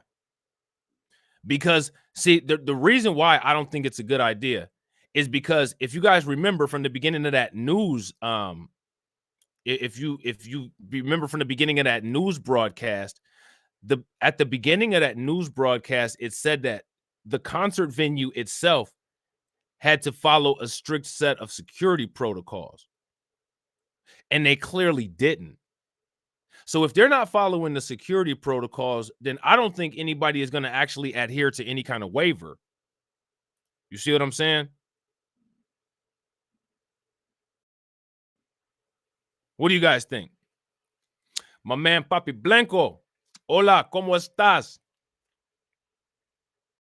Familia. So now, here it says festival organizers have been criticized for not stopping the show quickly enough, despite pleas from fans. So apparently, at the time that this article was written, they confirmed that the fans were saying, you know, stop the show. Can you guys see the writing? Is it big enough? Doing good, bro. Doing good. So now here it says Kylie Jenner said that she and Travis Scott are devastated by the deaths at Astroworld Festival in Houston, following criticisms that the show was not stopped quickly enough despite pleas from the fans. At least 8 people died and hundreds were injured as the crowd surged at the festival on Friday night. Jenner, who is currently pregnant with her second child with Scott, attended the event with her 3-year-old daughter Stormy and her sister Kendall Jenner. Why in the hell did you have a damn 3-year-old at that human sardine can? Why would you bring your 3-year-old to that concert? Are you crazy? And clearly you are. You think that Travis Scott is an appropriate person to procreate with. Why?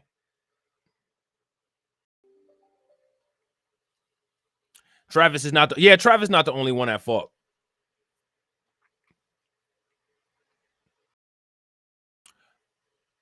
But I do agree with you, Law, that he does need to have a level of accountability because he's a fucking idiot. He should have used his better judgment and just stopped the show, in my opinion. It was clearly getting out of control. When you literally see a bunch of people passing out, why are there apparently there was a 10-year-old at the show.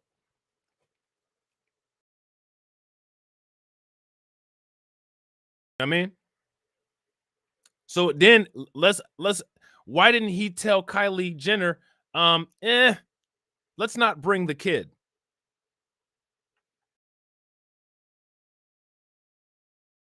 Travis Scott has a history of inciting music festival crowds to ignore security and violently storm the stage. Yeah, no doubt. That's one of the reasons why his ass needs to be held accountable, because people who go to his concerts, they're probably aware of how he runs a concert. So they're going to behave following his lead. You know what I mean? Yet a 10-year-old still fighting for his life. Young kids love Travis Scott. It's weird.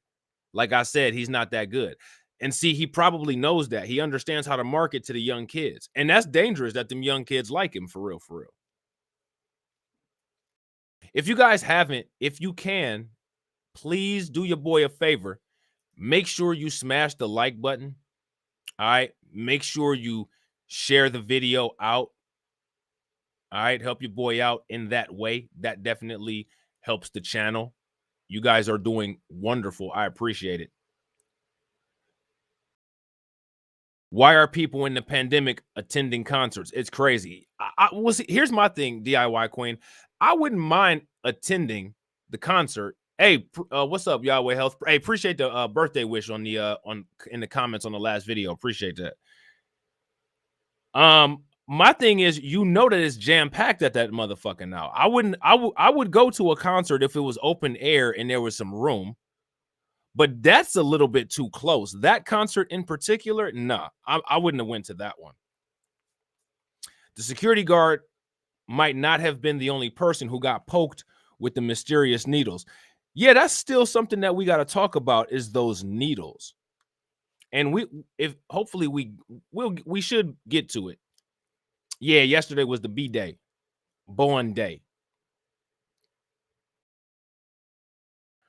So now here it says, I want to make it clear we weren't aware of any fatalities until the news came out after the show, and in no world would have continued performing, Jenner wrote in an Instagram story earlier on Sunday.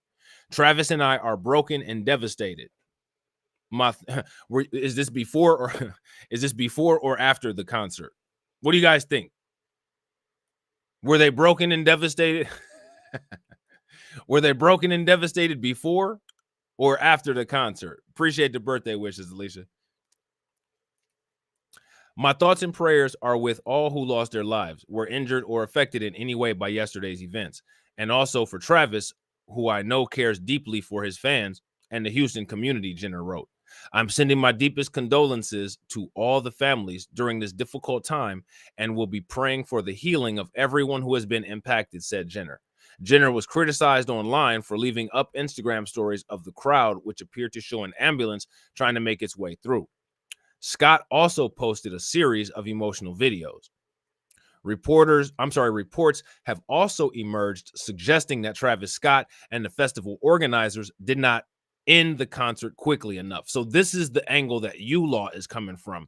And I'm sorry, I tend to agree with that. They don't do hip hop shows like that anymore. They cram folks like Rolling Loud. Yeah.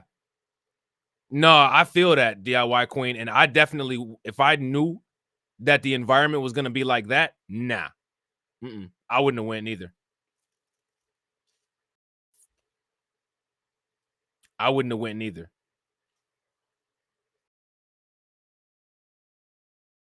The fire department's supposed to be there to give the okay if it was safe to start the show or not. Yeah, no doubt, Poppy.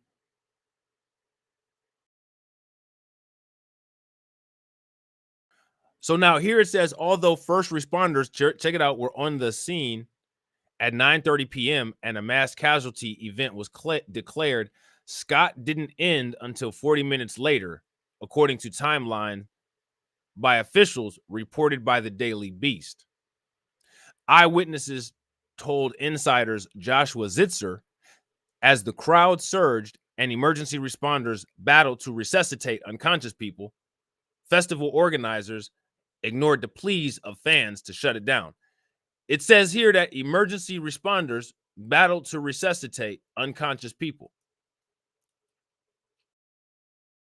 This is interesting.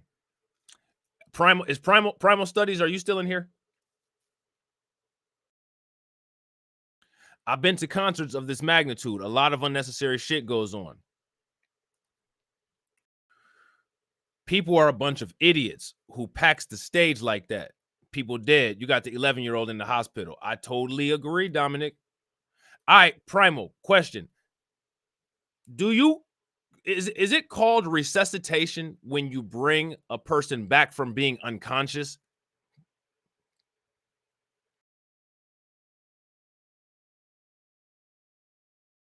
Yeah, if you want to, that's cool. I still got a whole bunch of wait a minute, hold on real quick. Share your stream. Hold on, let me find the link real quick. I still got a whole bunch of wait, hold on real quick. Where the fuck? Hold on. Share stream. Share. I gotta figure out how to invite people. Oh, here it is. Okay, here it is. I got it. All right. Hold on real quick.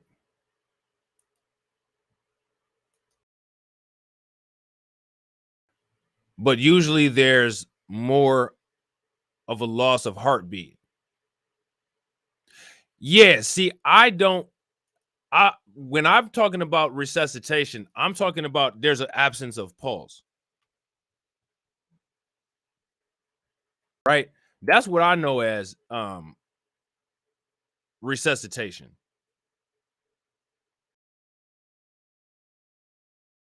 Oh shit. Hold on real quick. Hold on.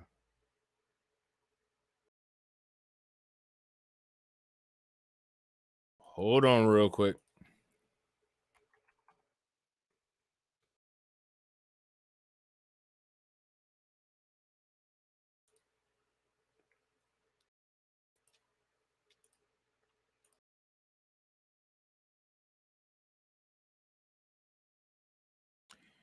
All right, there you go. Let me see. Hold on real quick.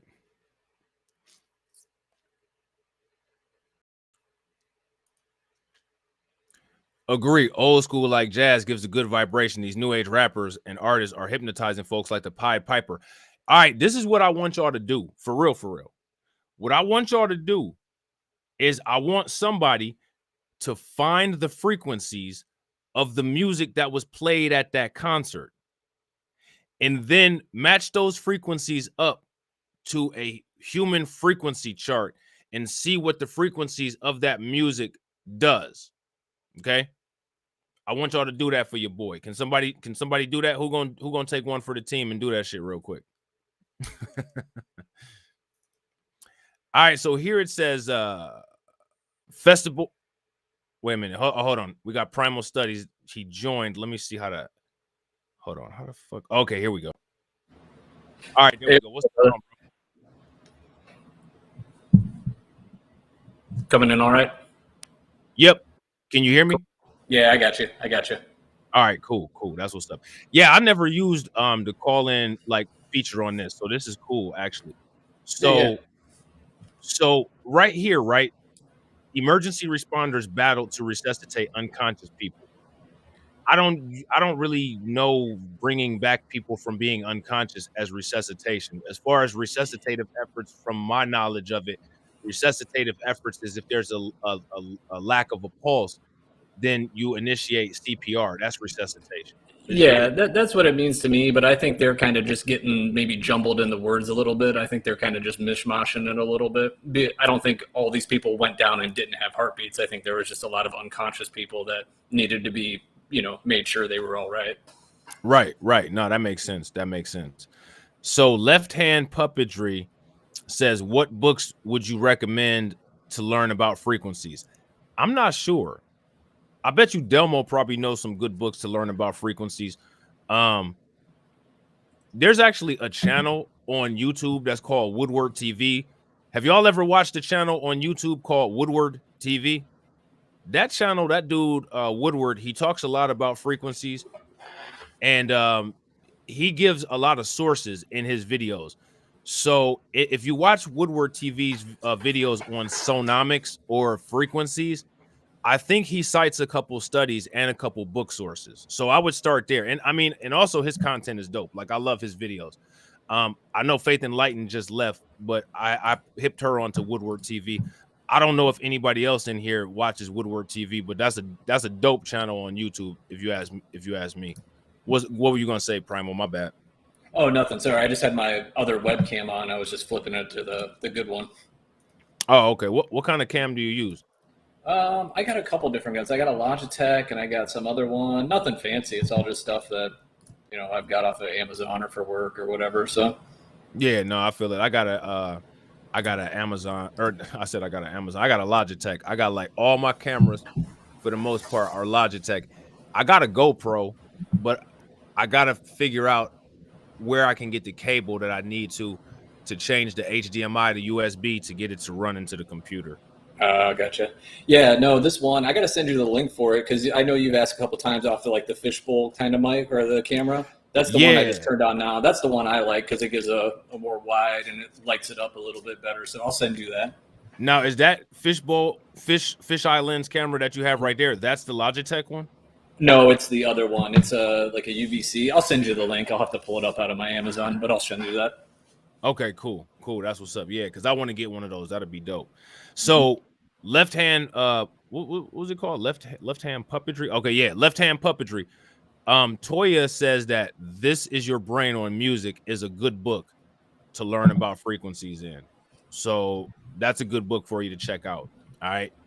So now here it says, in one video, a spectator can be seen pleading with the cameraman to end the show. People are effing dying. He can be heard yelling. All right. So it looks like they got a video here. And I think this is similar to that video that we watched already. Let's do it.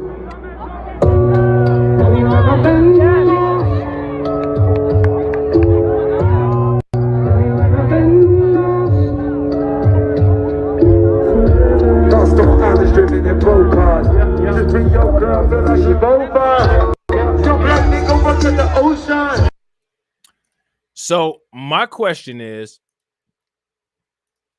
my question that I have here is, how is security letting these people get this close to the camera crew?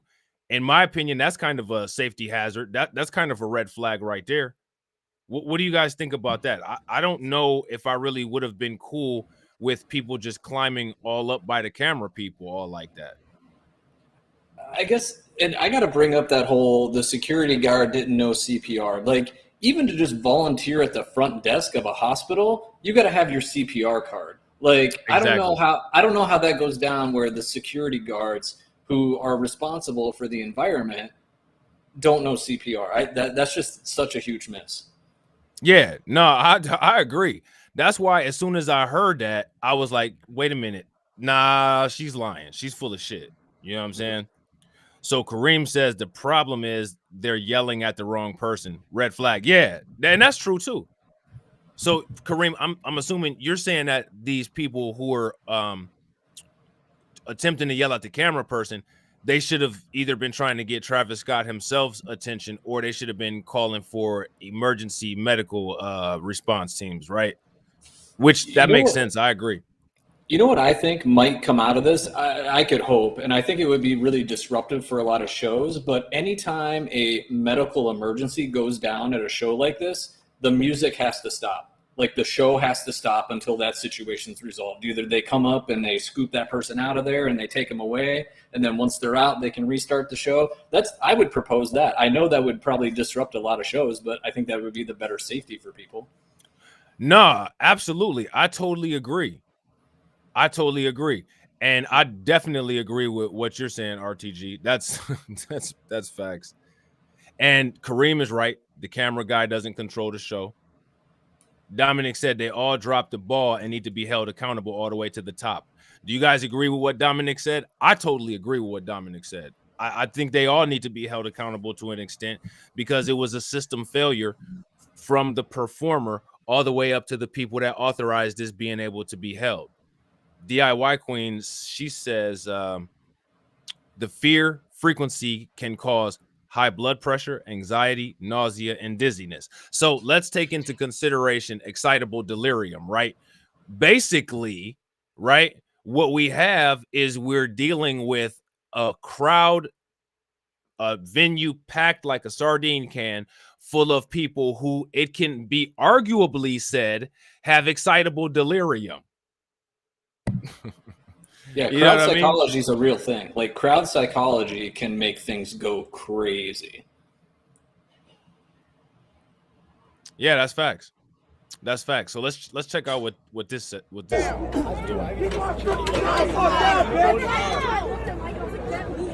were in there, bro. So shut the fuck up. Exactly right. Y'all weren't in there. People are fucking dying. I want to save somebody's life. That's somebody's kid. Two hands to the sky. I want to save them. Two hands to the sky. Two hands up, y'all. Two hands up. Y'all know what y'all came to do. Chase me. Let's go. I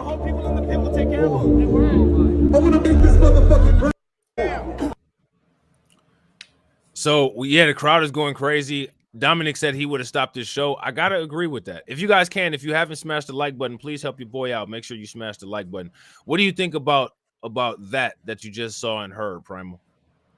Yeah, I mean, there has to be some kind of universal red button, right? Like, all right, hey, we stop because there's a person on the ground and we need to fix that before we keep going on with the show. There's got to be some safety mechanism. Like, there just has to be, especially with a group that size, because what if there was a fire, right? Like, does everybody just stampede over each other? There's got to be like safety protocols for like shutting the show down and getting some kind of order, because it just gets chaotic and then people get trampled, and that's how people end up not being around anymore. Yeah. Nah, I agree. What do you guys think? You guys agree with that or no? I agree. But the problem is that if you see, you came in a little bit late. We watched a news report where they said that they have special protocols, and for two, they have additional protocols for this specific type of concert. So you got to ask yourself, what was it that they followed versus what was it that they didn't follow? You know what I mean? Say, what are these protocols? Because obviously something's not working. Something ain't working, right? Yeah. So Bron says, yeah, he should have stopped the show. I even seen a video where a group in the crowd was yelling, "Stop the show." Yeah. Left Hand Puppetry says this was totally a bad event and should have been stopped, though. Yeah, see, I mean, it seems like we're all in consensus here. It seems like we're all in consensus. So here it says, Scott also posted a series of emotional videos to his Instagram story on Sunday night. I just want to send out prayers to the ones who were lost last night, Scott said. So I guess this is the video. We'll watch this video and see what he says. I just want to send out prayers to the ones that was lost last night. We're actually working right now to identify the families so we can help assist them through this tough time. You know, my fans really mean the world to me, and I always just really want to leave them with a positive experience. And anytime I can make out, you know, anything that's going on, I stop the show and, help them get the help they need, I could just never imagine the severity of the situation. We've been working closely with everyone to just try to get to the bottom of this. The City of Houston, HPD, Fire Department, everyone help us figure this out. So if you have any information, please just contact your local authorities. I mean, I'm not trying to be funny here, but like, I'm trying to figure out, like, dude, what are you talking about? If you have any information, like he's sitting here acting like this is some kind of crime scene or some shit. This was the concert that you put on, dude. The fuck? Yeah, it's and not like then this was I don't know, like yeah, I mean, this kind of in my opinion, I don't know, like I don't know. Maybe I'm biased. Like for one, I just don't like this motherfucker, and for two, like this is I would if this was what you were gonna do for your quote statement, I would have just kept this shit. I wouldn't even said anything. Well, or put it out on Instagram. Like if you're gonna do something like this, have a proper platform. Like have a real press release, have a news conference, have other people from fire department or whomever there with you and kind of talk through the situation. Like just sending out a 2-minute Instagram, I'm sorry. Like, I don't know, man, that's not going to cut it for me on this. Right. No, I agree. It's just, okay. You know what I mean? Like this is how it's not very genuine. Yeah. Bronze God says it's not very genuine. You know what I'm saying? Dominic says, negligence is a crime too. He didn't take it into account who is attending his event. Like children, Travis knows that. He was just like, fuck it, and kept going. Shows our mentality as a nation. I ain't even mad at that comment. You know what I'm saying? I'm not mad at that comment. Alicia said that had her sick, that apology. You know what I'm saying? Let's check out a little bit more of it. Everybody continue to just keep your prayers. I mean, I'm honestly just devastated, and I could never imagine anything like this just happening. And I'm gonna do everything I can to keep you guys updated and just keep you guys informed on what's going on. I love you all. What do you think, Primal? What do you think about that? It's like he's not even there. Like, yeah, it's like he's talking, but there's nobody home. That's what I take away from that. Like, he was just doing it to do it. I'm just kind of like, nah, man. Like, you need to sit. Like, if you're gonna apologize, you need to have a proper apology in accordance with the event that happened. This was a significant event. A weird angle FaceTime shoot is not. This isn't it. This is He literally phoned it in. Like, no. No, I agree. See, if it was me, first of all, I would have done everything possible as the performer to made it so that my fans were safe. That would have been the first thing that I did, because I wouldn't have wanted to be in a situation like that later. So I would have made it where, there was a cap on the amount of people there. There was adequate space. What I would have done was I would have made it where within the perimeter of the concert, the max capacity is however many people you could fit in that venue with a 6-foot radius around them to compensate for social distancing. That's what I would have done. So if I had done that, for the most part, it wouldn't have been packed like sardines unless people were that stupid that they wanted to get all the way up to the front of the stage. But if they wanted to get in the front of the stage, I'd have made sure that my security guards regulated the distance between the people, first and foremost. Second of all, if shit did get out of control where there was a mass casualty or it was just complete chaos, if that did happen, I would set up a fund, and I would be doing everything that I can with that fund to try to either, if there's people missing, help the families locate their missing family member, or help to do something about the medical bills that are going to have to be paid out as a result of injuries that happened at that concert. And I don't know, maybe give a new a signed autograph album or something. I'm going to do something. Now, I'm not only going to just sit there and say some shit. I'm going to do something and show that I'm truly apologetic that I caused my fans, harm, and that I didn't, keep them safe. That's just what I would have done personally, though. You know what I mean?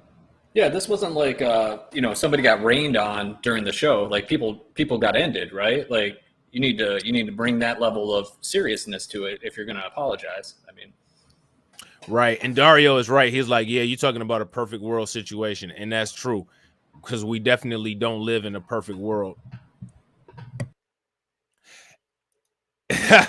Yeah, and DIY Queen is right. They want blood. They want him broke. That's facts. That's why they going after him so hard, because at the end of the day, this shit is fucked up. But like I said in the beginning of the video, it's not like this is not some new shit. This is some shit that we've seen. Woodstock, Sturgis, Kiss, all like Summer Jam. There definitely is that. You know what I'm saying? So now Kareem says, I think legally he can't say something to that effect. And that could be true. I don't know. But I bet you that is true. I bet you right about that, bro. But they definitely gonna get in. They gonna get him, and they not gonna let him go, and that's gonna be the end of that. You know what I'm saying? Shatera says it is what it is. It is, man. I don't know. Shit's crazy. So now here it says, my fans really mean the world to me. And I think right here, this is just him reading what was in that IG post. And it says, he said his team was working with authorities to try to get to the bottom of what happened. I'm honestly just devastated, and I could never imagine anything like this happening. All right. So I think that's the end of it. Yeah, that's the end of this article right here. All right. So that's that article from Insider. All right. So next, there was another tweet. Oh, okay. So I don't know. Are you guys familiar with this? It says that Travis Scott is refunding the money to the people that went to the concert. Were you guys aware of that? It's funny how they didn't say anything about that on TV. Check this out right here. Hey, what's up, Kenny? What's good, bro? There needs to be better security at future events. Yeah, I agree.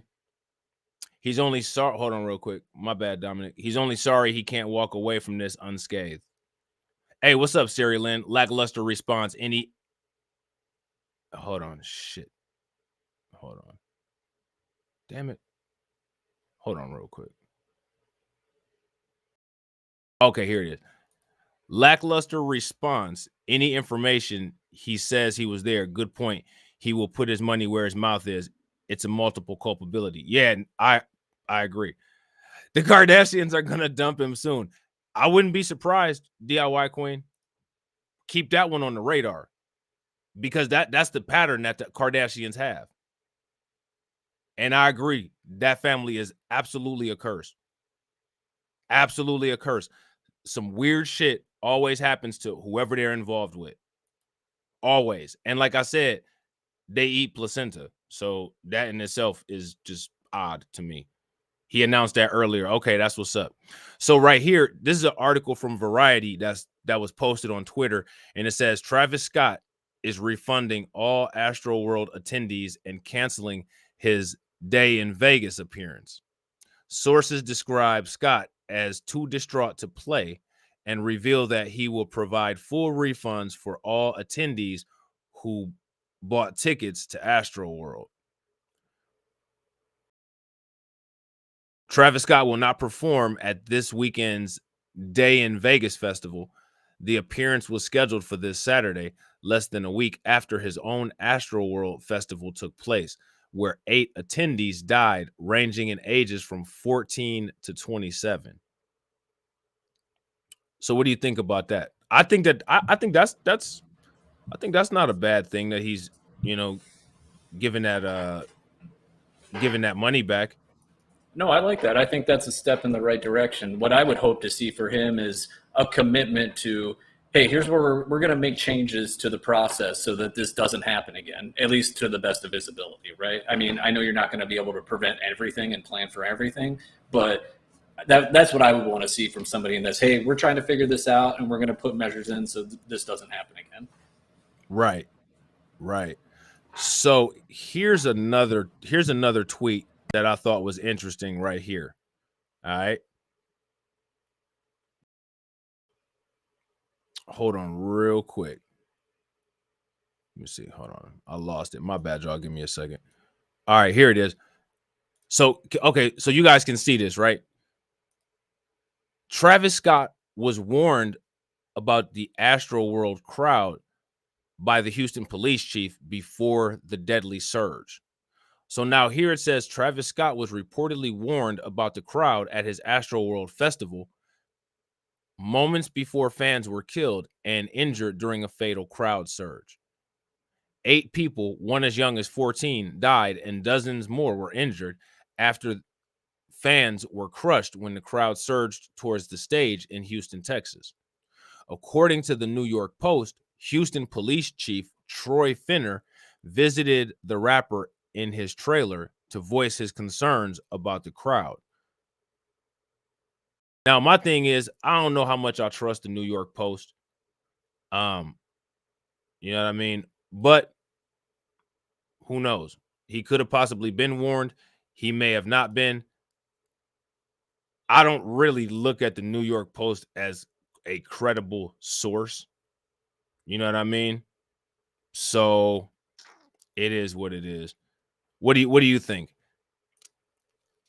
I just think the whole thing is crazy. I don't know how people get ended at a show that's supposed to be a musical entertainment venue. Like it's just nuts to me. That's just nuts to me. Like, how does that happen? Yeah. No, I agree. I totally agree. So here's an article from Newsweek, right? And this article, I think they claim that it gives a little bit of insight into how this happened, how a fatal surge can break out at a concert. All right. So what it says here is music fans in Texas are still reeling from the incidents that took place at the Astroworld event over the weekend as a dangerous surge at the Travis Scott Festival left 8 people dead and hundreds more injured. A human crush situation occurred Friday night when the crowd of around 50,000 people rushed toward the stage during a performance by the rapper at the NRG Park Stadium in Houston. Scott, who is 30, has been accused of inciting dangerous behavior at his shows in the past and shows footage from the show on Friday appears to the show Goosebumps hitmaker ignoring pleas to stop the show from the crowd. So that's not good. That's not good at all. Scott, 30, has been accused of inciting dangerous behavior at his shows in the past, and footage from the show on Friday appears to show the Goosebumps hitmaker ignoring pleas to stop the show from the crowd. So that's interesting. According to a crowd safety expert, several factors can cause a fatal surge to occur at a large-scale concert and event. I believe that all major events should have competent persons whose sole functions is to be within a highly trained team of show stop personnel. Steve Allen of Crowd Safety, a UK-based consultancy engaged in major events around the world, told Newsweek. This team will be positioned in elevated positions to monitor the crowds and identify the embryonic phases of incidents that lead to surges, Allen explained. Allen explained that the factors that can lead to crushes and stampedes include increased crowd density, bottlenecks, people tripping in the same place, violent crowd collapse, and if the crowd gets back up, anyone in distress and structural collapse. All right. So now here it says prevention isn't achievable in my option. The risk will always be there. However, the risk can be reduced, and this tragedy will certainly pave the way for future events to be safer, similar to other tragedies, such as how the station nightclub fire improved fire safety within venues across the United States, the Roskilde Festival incident sent shockwaves through Europe, and the Hillsborough tragedy focused safety at the football stadia in the UK, he said. The station nightclub fire took place on February 20th of 2003 in West Warwick, Rhode Island. The blaze killed 100 people and injured 230. The disaster at Hillsborough Stadium involved a fatal human crush during a soccer match in Sheffield, England on April 15th of 1989, which led to 97 deaths and 766 injuries. The Roskilde Festival tragedy happened in June 2000 in Denmark when 9 people were crushed to death in a mosh pit during Pearl Jam's performance. Allen was present the next morning, and he advised police on canceling the upcoming performances. So what do you think about that so far, Primal? What do you guys think about what this article is saying? You know, with so many events having these catastrophic results, I'm kind of surprised that the liabilities and the legal implications haven't made it to the point of you can't have just like an open field kind of concert. Like you need to have actual seats for everybody assigned and they have to stay in those seats. I'm kind of surprised we haven't gone there through people getting sued until they were broke. Like, hey, you got to have it at this football stadium because there's a seat for every person and you have to be in your seat for the whole thing. I'm surprised we haven't gotten there yet. Yeah. My thing is, how probable do you think it would be for the concert goers to actually pay attention to those rules and sit in some seats? Yeah, no, that's true too. And I guess the other part of that, like you were just reading in the article there, not everything can be prevented, but the risk can certainly be mitigated and lowered to a decent level. Just it shows the importance of crowd control, and I think ULaw put it up there. ULaw put crowd control as a skill, and it's a tough one, and you need to have the right people doing that. No, I agree. Was that oh, hold on real quick. Yeah, here it is right here. ULaw's comment. Crowd control and security is a real skill set. Yeah, I totally agree. And it's forgotten about until things like this happen a lot of times. Like you're just like, oh, yeah, I'll pencil with this security guard in. Well, it turns out he didn't have his basic CPR skills. All right, how'd that pan out for you? Like that's like what that lady on the news said. She said that she had to save people because, you know, the security didn't have the basic CPR skills. You know what I'm saying? I don't know if I believe her ass, but I'm sure there was some situations that kind of got a little bit weird there. Mm-hmm. You know what I'm saying? Yep. I mean, you have these important things and you might be putting some people in that can't handle that job. And then you have outcomes like this. Right. Man, this is funny as hell. Dominic says, messing with those witches of Eastwick Kardashians, they should have sectioned off the crowd with armed security before they even got started. Nobody who worked on this project was professional. I tend to believe that. That's if you. I don't know if you were here in the beginning, Dominic, but we watched a news report, and in that news report, the what do you call that? The expert, there was an expert there, and he said the same thing. You know, he said that there had to be something that clearly wasn't done properly at this venue because this shouldn't have happened. And I tend to agree with him. You know what I'm saying? I tend to agree. So now here it says, I was at Roskilde Festival the morning after the Pearl Jam tragedy, telling the chief of police and the promoters why Oasis wouldn't be performing their headline slot, Allen explained. The police and the organizers did not know what had caused the tragedy at the stage, but what I can tell you is that there was an overwhelming sense of grief, somber silence, and the feeling that something horrific happened. This was throughout the entire site, backstage, everywhere. Priest walked up on the stage that morning and addressed the shocked crowd who were understandably in tears and shock. I will never forget that moment as such. Take the safety of crowds at events that I and my company and I are engaged with so seriously. So now here, I think it goes directly into the Astroworld tragedy. It says, as for the Astroworld tragedy, Allen noted that Scott paused sometimes while people were receiving assistance in the crowd, but added that it is not his sole responsibility. So this is interesting. The British crowd control expert says that it's not Travis Scott's sole responsibility.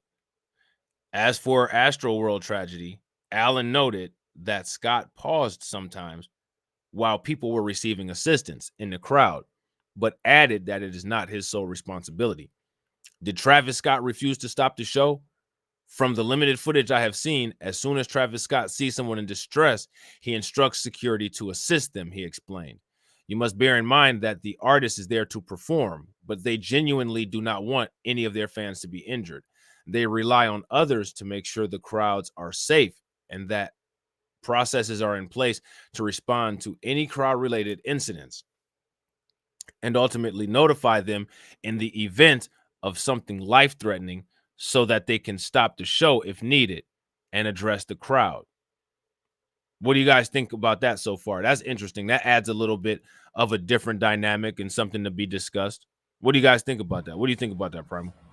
Yeah, I mean, is it all on him? No, but it is the Travis Scott Astroworld show, right? So it all kind of falls under his umbrella. So he needs to do the due diligence and make sure, all right, I can't manage all this myself. I need to have the proper people in place to make sure this is being managed for me. But at the end of the day, he is the face of this show. So there's going to be a lot of heat coming at him for him. Like, hey, man, this was your show. How did you let this happen? So if he was a wise businessman, he'd be, all right, I can't manage all this myself, so I'm going to put the proper people in place to manage this for me because this is going to ultimately reflect back on me. Yeah, I think that's fair. But because we don't know all of the details, I'm going to kind of reserve my statement on that. What I'd be interested to see is who Travis Scott hired to do his crowd control, or if he even hired anybody to do his crowd control. And I'd also want to compare that and see, when it comes to like crowd control, is that a collaborative effort between the performer and the venue owner, or is that the sole responsibility of the venue owner, or is it the sole responsibility of the performer? Because see, as somebody who's not a performer, who's never performed on a large scale at a concert, I don't know who supplies that. So that's one of the things that I would want to know. You know what I'm saying? What do you think about that? Yeah, no, I feel that because, you're making an agreement with that other entity, the venue, whoever hosted that venue. So, yeah, I'm sure the venue takes some responsibility for that. But I don't think people are going to look back and remember, oh, this was the such and such place, that they're going to be like, oh, it was the Travis Scott show that people got stampeded on. I think that's what they're going to take home at the end of the day. So I guess my thing is it's in his best interest to make sure things are in place properly. Right. No, that makes sense. What's up, D-Tourist? What's going on with you? So now here it says, Allen added that performers are nowadays instructed to cooperate with the safety instructions given. He added a show stop could be because of several reasons, normally a major crowd collapse, structural collapse, or major outbreak of violence. This could also be because of an active shooter, a bomb threat that is coded, and police have taken it seriously. These are all addressed at the day of the show final safety briefing and would be addressed in advance correspondence with the roles and responsibilities clearly understood by all parties. Following news of the deaths at Astroworld, Scott released a statement on Sunday saying he was absolutely devastated. My prayers go out to the families and all those impacted by what happened at Astroworld. Houston PD has my total support as it continues to look into the tragic loss of life, Scott tweeted.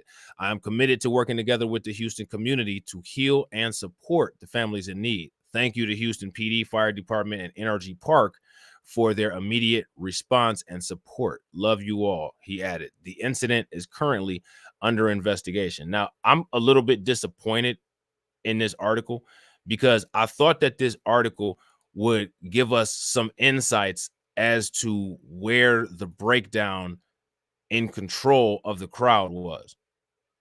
That's what I was hoping for. That's what I was looking for. And the article did not have that. All right. So what I want to do real quick is I want to show you all this TikTok. And if you guys have TikTok, make sure you follow your boy on TikTok, Black Light Revelations. But I think we might have seen this in the video that we watched earlier, but I just want to see what you guys think about it and talk about this, because this was some weird shit. You know, there's always some weird shit. So check this out right here. Injecting other people with drugs.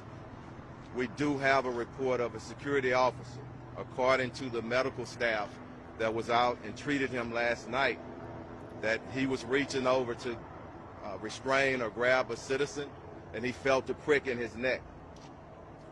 When he was examined, he went unconscious. They administered Narcan. He was revived, and the medical staff did notice a prick that was similar to a prick that you would get if somebody's trying to inject. That is one part of it. The other thing that's very important, there were some individuals that were trampled, and we want to be respectful of that. But we just ask that y'all give us time to do a proper investigation. Live Nation has stated from the very beginning that they would cooperate. They're going to give us the video sometime this evening. I spoke to my commander in homicide. So we're waiting to get that. That's going to help us. But I also want to call out to the community, kids and young individuals that was out there. If you've seen something, say something. This is now a criminal investigation that's going to involve our homicide division as well as narcotics. And we're going to get down to the bottom of it.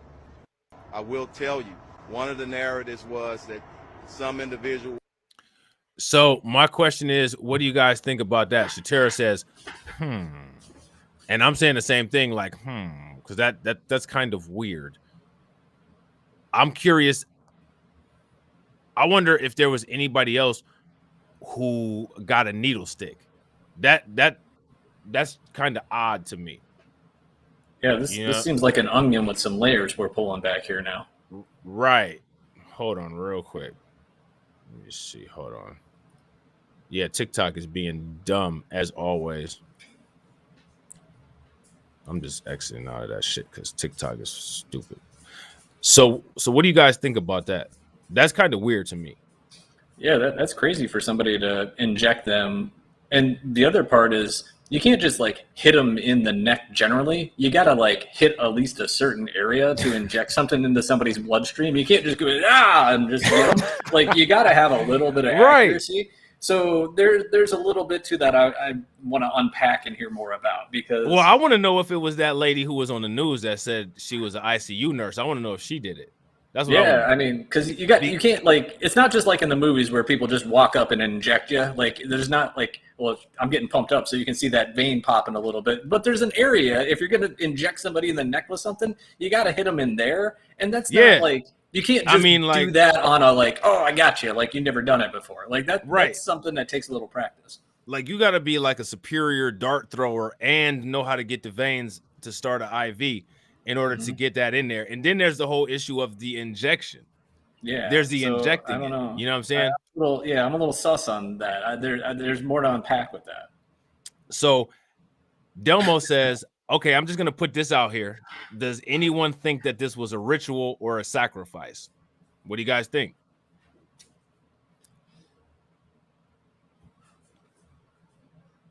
You think it's a ritual or a sacrifice, Prime, or no? Kareem says yes. I don't know about that, but I'm willing to hear it out, man. I mean, there's crazier things that have happened in this world. So, well, my thing is they've always used occult symbolism in everything.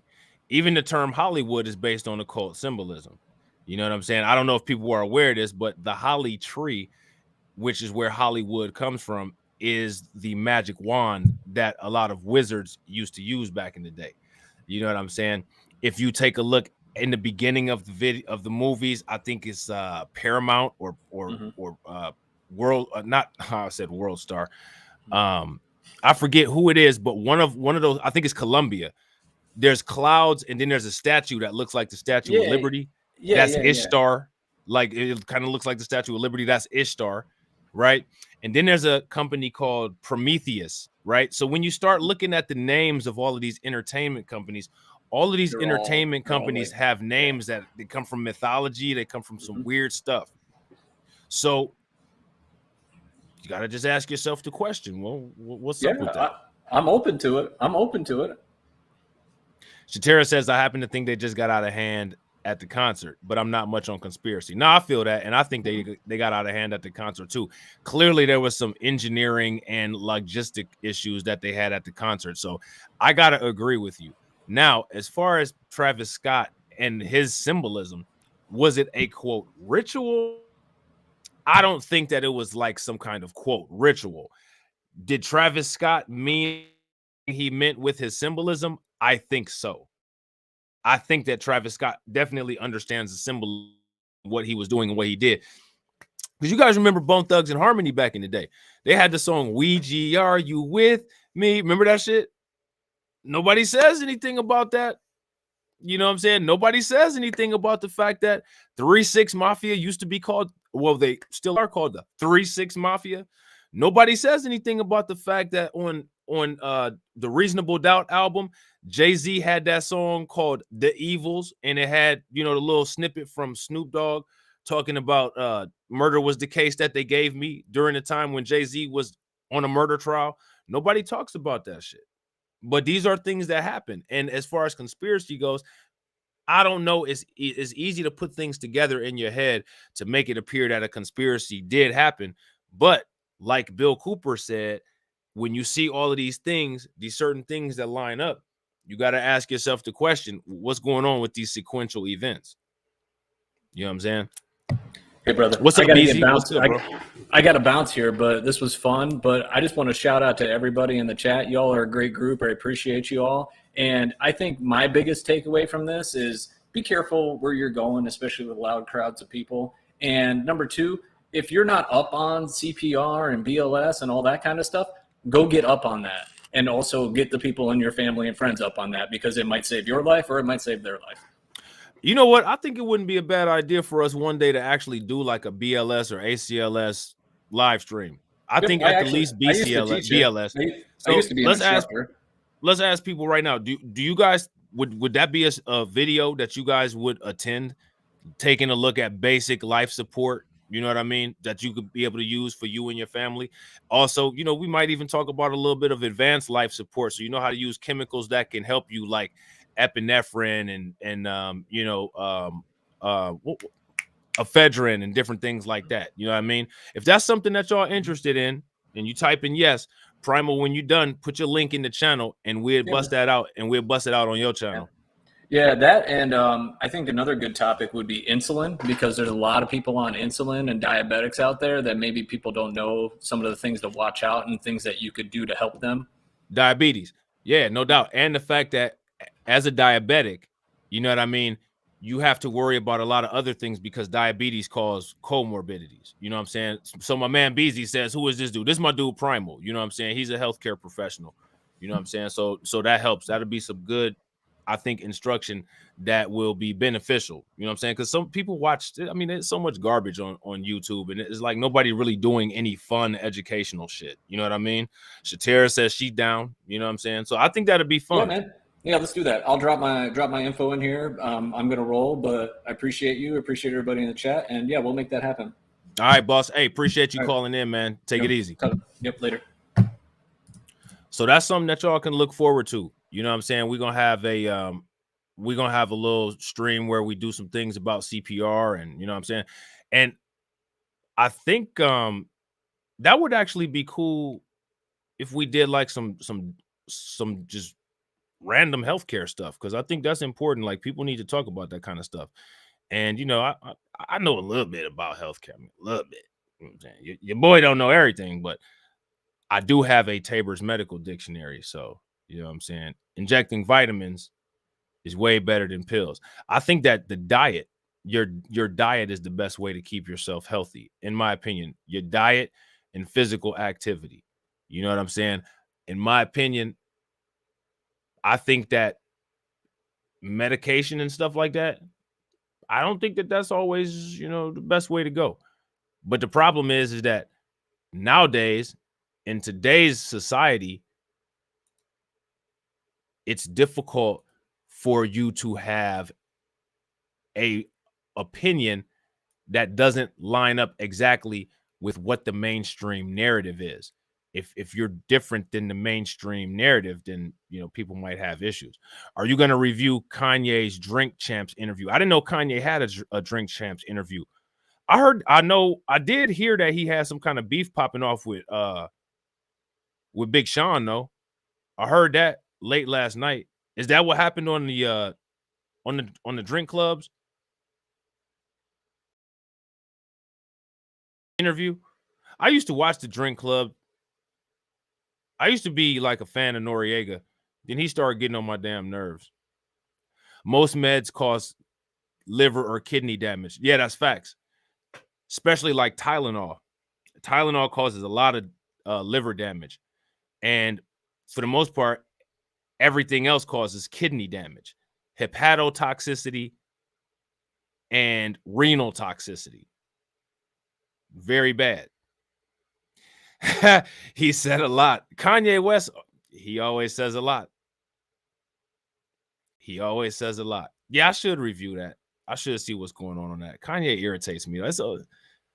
I can only listen to him talk for so long. I start getting annoyed and shit. Like he just birth control pills cause extra estrogen to be building up in a woman's kidneys. I believe it. I believe it. Coffee does correct a lot, Mr. Cash Gold. That's true. That's absolutely true. Coffee is actually a very good dietary supplement. This is what we got right here. New York Post. Astroworld concert goers describe chaos during the Travis Scott show. What do you guys think? If you can smash the like button. If you're not subscribed to the channel already, help your boy out. Hit the bell icon twice. Share the video to your, social media. That helps me a great deal.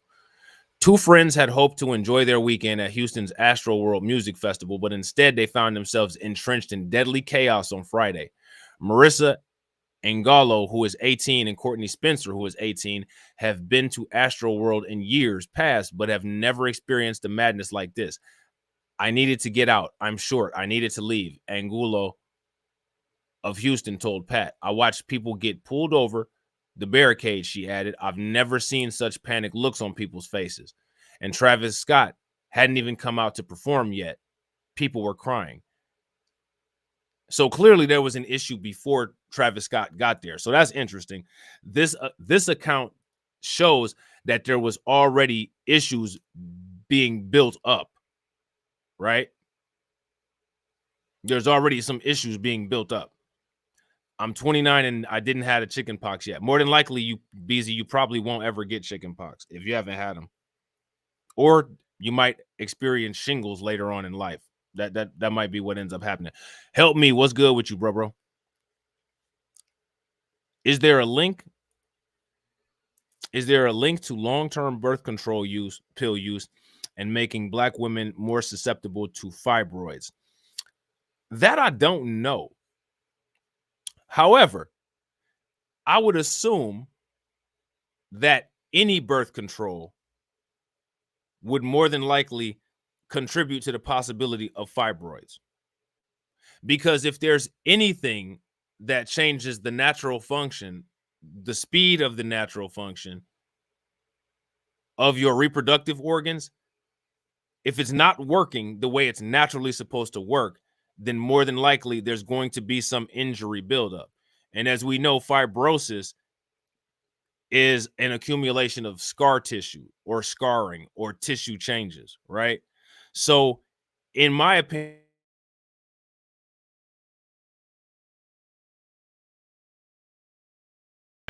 a direct effect to a certain organ or group of or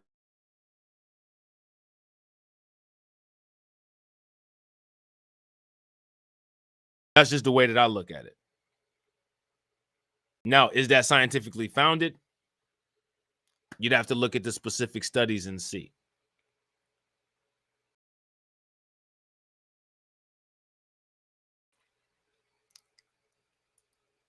I hope that helps. Does that make sense? I didn't even know Travis Scott was popping that hard. Travis is lame. I have a lot of girlfriends who have used birth control for a long time, and they all have fibroids. I don't think that birth control is really good. You know what I'm saying? I don't think that birth control is a good thing at all. I understand why people use it, but in my opinion, abstinence is always the best. Anytime you can do anything in a non-invasive way to promote your health or to maintain your health, in my opinion, that's always the course of action that should be taken. That's just my opinion, though. You know what I'm saying? There's nothing written in stone. So now here it says, Angulo said that she saw beer cans and water bottles thrown between sections in the minutes before the rapper Scott took the stage. It appeared that the food fight-like experience led up to a massive wave of a push that led to panicked fans. So there was already some kind of issue going on in the crowd.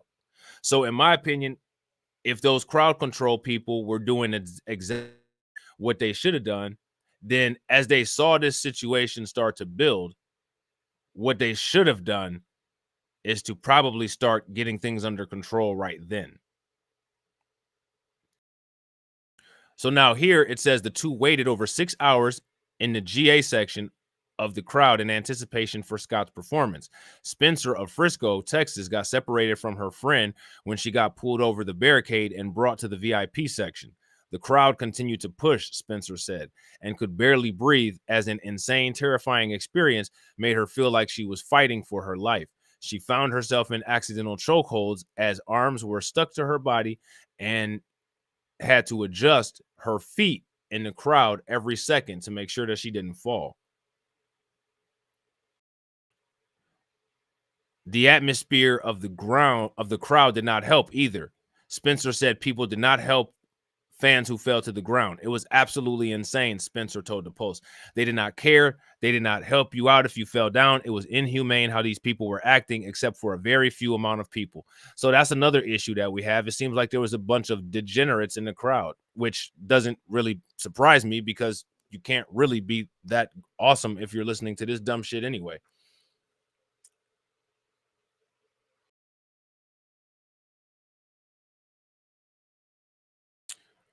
So now here it says a lot of factors were contributed to the chaos, but most of the blame should be shifted towards the venue and security. So we had an expert that said that this is interesting.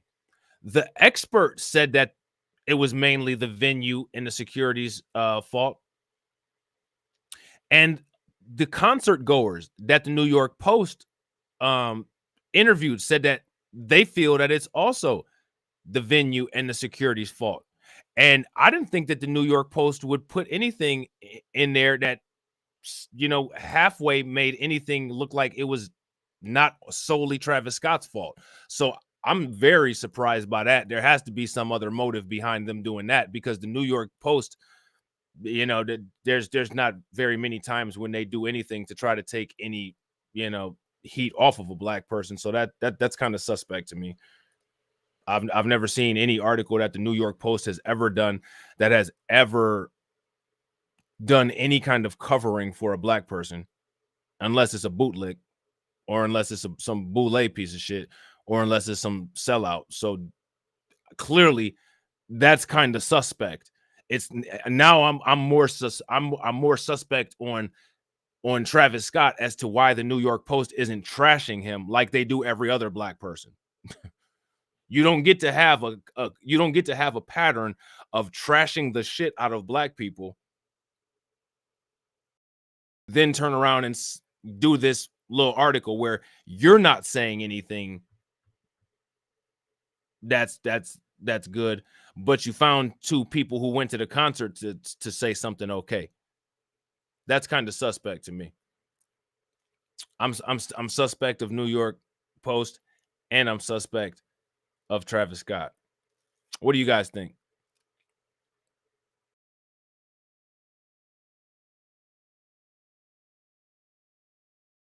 So let me see something. I don't know if you guys were aware of this.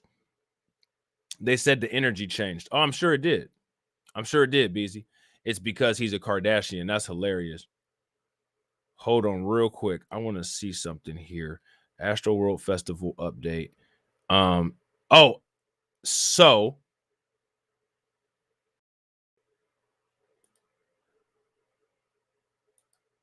now this is really odd, okay?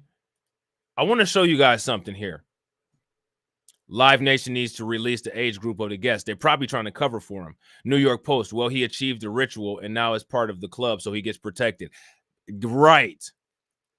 That's a possibility, Delmo.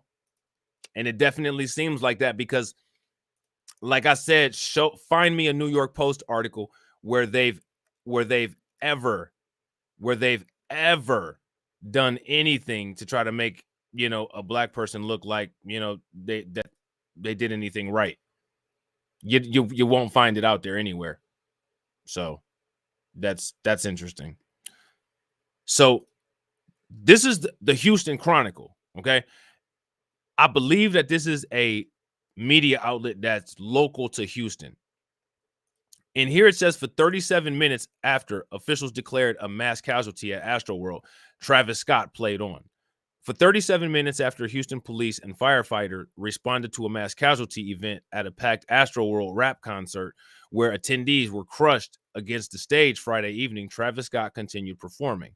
Police officials said the promoter, Live Nation, agreed to cut the show shortly after multiple people collapsed at 9:38 p.m. So this is interesting. Live Nation agreed to cut the show shortly after 9:30 p.m. But concert attendees said Scott appeared to play his whole set and finished at 10:15 p.m. So what I find interesting about this, let's because this is what the media does. So for the first 37 minutes after officials declared a mass casualty, Travis Scott played on. Let's stop right there. If you listen to how that sounds at first, it sounds like Travis Scott just did whatever the hell he wanted to. But since we've been reading and since we've been looking at these reports show that there's a separate group of people who manages the crowd. The performer manages the performance. The crowd and the venue management team manage the venue and the crowd. So if we know that there's a venue management that manages the crowd, what I'm asking myself is, why didn't they communicate to Travis Scott at 9:38 to end the show?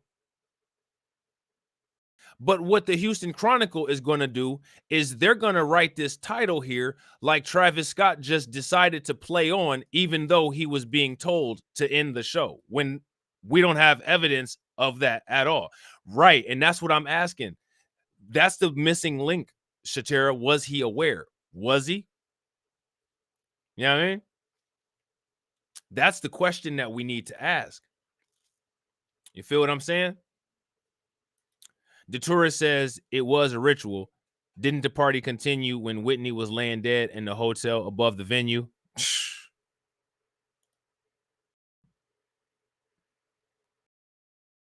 He got a different message in his ear. Yeah. See?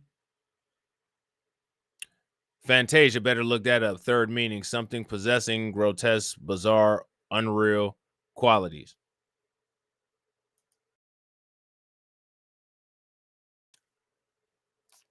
So this is the question that we got to ask. Did the crowd and venue management people, did they communicate to him and he ignored them or not? I don't think they communicated to him.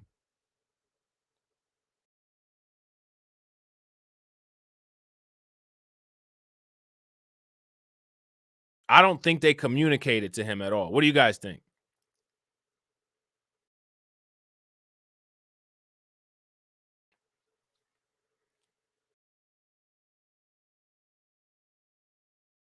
So now here it says, look at this, concert staff Concert staff ignored pleas from fans to halt the show. So if the concert staff ignored the pleas from the fans to stop the show, then how would the message to stop the show have gotten to Travis Scott? But look at how in the same newspaper, look how they labeled the headline. It says for 37 minutes after crowd officials declared a mass casualty at Astroworld, Travis Scott played on. In my opinion, this would have made a more appropriate headline. Concert staff ignored pleas from fans to halt show, comma, for 37 minutes after Travis Scott played on. Don't you think that would have made a more appropriate title?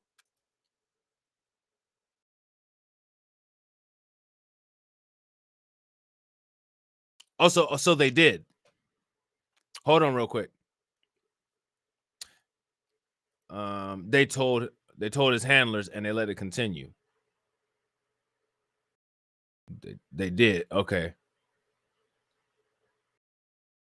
So they did? Sounds like it's all bad. Yeah, exactly, U-Law. So he went against what they said. Okay, hold on. Wait a minute, hold on. They did, Rob. There's a video of a fan that told him to, but the fan, he's not supposed to listen to a fan. He's supposed to listen to the management team. So what is saying here in this article is not saying a fan said that. It's saying that the concert staff ignored pleas from fans. He's not going to listen to a fan. He's going to listen to the concert staff. The fan isn't managing the concert. The staff is. The staff is supposed to be aware of the situation. You see what I'm saying? That's all I'm saying.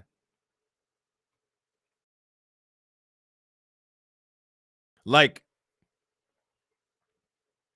if you work at a facility and like if you work at an oil change place and a mechanic is your boss and a customer tells you something, you're going to hear your customer, but you're going to listen to your boss. Right? So I'm assuming that Travis Scott would be that oil change person in that situation. You're going to hear your fan, but you listen to your boss. So the thing is my question is, were the people who were in charge, did they tell Travis Scott anything? I don't care. Like, I'm not trying to be rude or mean, so please don't take it like that. But like, I don't care what a fan says. I paid these people to keep everybody safe, or I'm under the understanding that these people are keeping everybody safe. So I'm going to listen to the qualified professional. I'm not about to listen to somebody who could possibly be high as fuck, which clearly a lot of them were. You know what I mean? I'm just saying.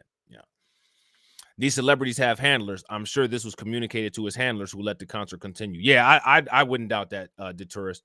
I trust me. I hear you. You know what I mean? I'm not doubting that one bit at all. It was rituals being performed on that spot before the concert. Clive Davis, facts. Yep. If you guys could smash the like button, that would be great. Share the video out and make sure you guys, when you guys get a chance, do the poll that comes into the comment. That also helps, because I don't trust YouTube's analytics. So I use Stream Elements analytics, and I also use Streamlabs analytics. So if you guys could participate with the stuff that the bots are saying, that would be awesome. And if there's anybody that needs help with voting, Delmo, the tourist, DIY Queen, Kareem, anybody who's been around for a while, they'll be more than happy to help you with how to vote. All right. So now here it says, including some who climbed onto camera. So we've seen these people. A review of videos in social media post that documented one of the deadliest concerts in U.S. history raises questions about the official timeline of the events put forth by local officials, the swiftness of their response, and their ability to communicate effectively with concert promoters during a disaster. See, there was a lot of alleged communication issues. You know what I mean? The Houston police chief, Troy Finner, said he had enough officers on site to handle a crowd of 50,000.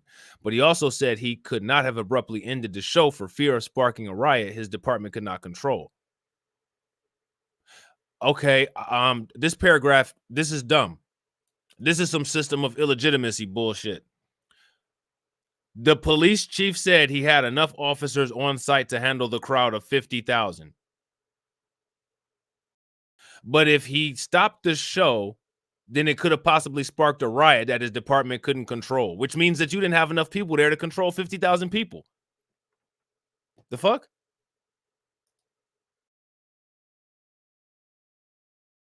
Not sure, but a lot of people should be investigated. I totally agree, Yahweh.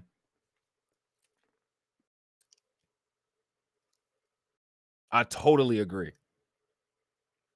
But do y'all see what the media just did?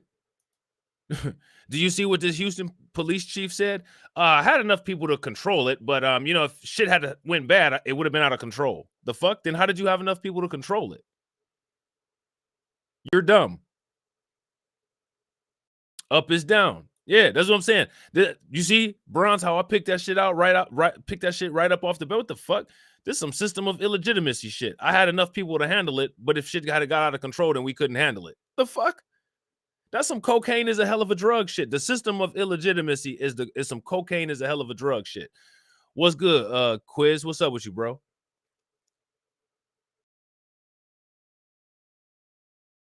I understand what you're saying. Yeah, that's all I'm saying, Liati. That's all I'm saying. I just want everybody to know that if shit got out of hand, you know, I got enough men on the ground to take care of it. But if shit had got out of control, it would have been no way we could have managed any of this. What the fuck are you talking about? That's that shit right there. Why that shit did get out of control? Because of idiots.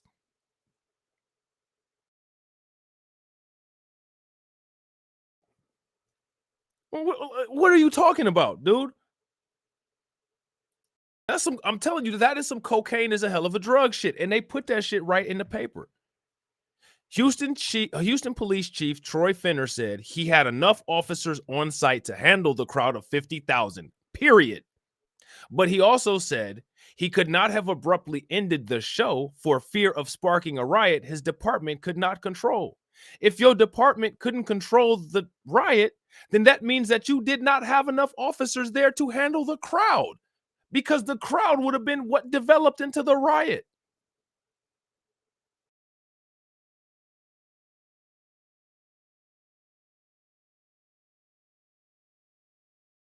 Chief Finner. Chief Finner. So are you telling me that there was enough Houston police officers on site to handle this thing?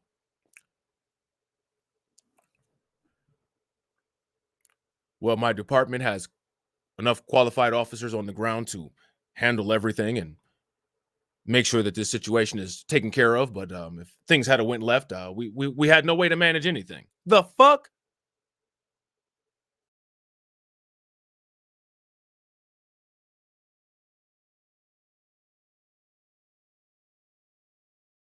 The delay restricted the movement of first responders who were still transporting limp bodies when Scott finished his final song, Goosebumps. At least 8 people died, including a 14 and a 16-year-old high school student. Scores were injured. Scores were injured? I don't know. I don't know what that means. This actually gives a long ass timeline. This is an interesting article. I'm gonna post this in the description box because this is really long. Okay. Yeah, I mean that's what he said. You know, we gotta listen here. We've got it under control. It's just not under control. Huh? That explains why shit went left. We have the most incompetent department in the state. Scores equals a lot. Ah, okay. What's going on? Blondie Lee 303. What's up with you? Good to see you. So I don't know if you guys are aware, but there's a score equals 20. Oh, okay. You know what? Yeah, that's because I'm trying to multitask and do the stream and shit, and like I'm like scores. But yeah, that makes sense. That makes sense. Hold on real quick, y'all. Let me I'm gonna pull this up real quick. Oh shit, hold on. I don't know if you guys knew, but there's a change.org thing. There's a change.org petition, and I want to know what you guys think about it. Hold on. Here it is right here.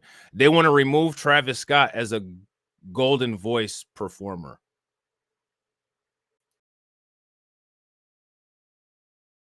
What do you guys think? Is that asking too much or no? Is that like doing too much or no?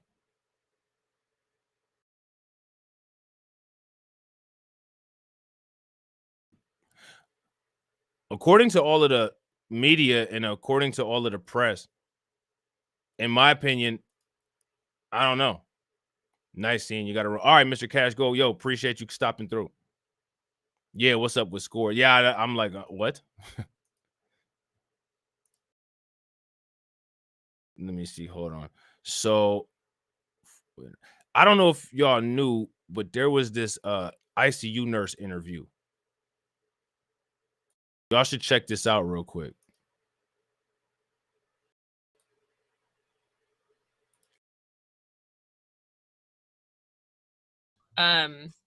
So Madeline, can you start by telling me your first and last name? Oh, it's that ICU nurse. It's her. It's the ICU nurse that I don't really believe is an ICU nurse. Let's Please. Madeline Eskins. Can you spell it for me just to make sure we have the correct spelling? Madeline So tell me about your experience at the concert tonight. You know, it's starting just before this happened. We got there a little bit later, probably around like 4:30 or 5 o'clock, and we got one drink each. He got a beer. My boyfriend got a beer. I got some mixed drink they were selling, and we weren't really interested in anybody that was performing at the smaller stage. So I said, let's go get a good spot for Travis Scott. This is the third time I've been at Astroworld Festival. I was there for the first year in 2018. I went in 2019. They did not have one in 2020. So I went. So we went and tried to find a good spot at the stage, like I do. It was fine at first. People were sitting down trying to hold their spots in line. It was still daylight, but as that was like 6:15, 6:30. As it got closer to 8:30, 8 o'clock, people started, crowding. Got kind of tight, got kind of packed. 8:15, more crowded, more tight, more packed. We couldn't really move around a lot. We were a little bit towards the front. We were about 4 feet away from the fence to the right. There was an alleyway in between the left and right side of general admission for the photographers and for people to walk that were, I guess, celebrities and stuff, and for security. We were about 4 feet away from that fence. So at 8:30, he started a countdown on the main screen, like a timer, till he performed his. Man, this is lame. I thought this was gonna be like a good interview. You know what I'm saying? And that shit is lame. I heard enough from her in the car. You know what I'm saying? That shit that she pulled in that car, I'm good. That was enough. You know what I'm saying? I don't need to hear anymore. So what I want to hear now, hold on real quick. Wait a minute. There's one more thing. Oh, yeah. I mean, the thing is, BZ, is that I think everybody is already under the impression that we know everything is scripted for the most part. Like everything is scripted. Every single thing. Stuff that you don't know is scripted is scripted. Like, I planned out this live stream. It's scripted. You know what I mean? So my thing is, okay, like we know it's scripted. Now what? Like if this is some kind of ritual, now what? What did it do? What do we need to worry about? What do we need to look into? You know what I mean? Like now what? Sounds like she's giving a deposition. She might end up having to give one at some point in the near future. she she might actually have to. Now what? You follow the narrative. But if you know that there's been some kind of scripting, then you shouldn't follow the narrative, right?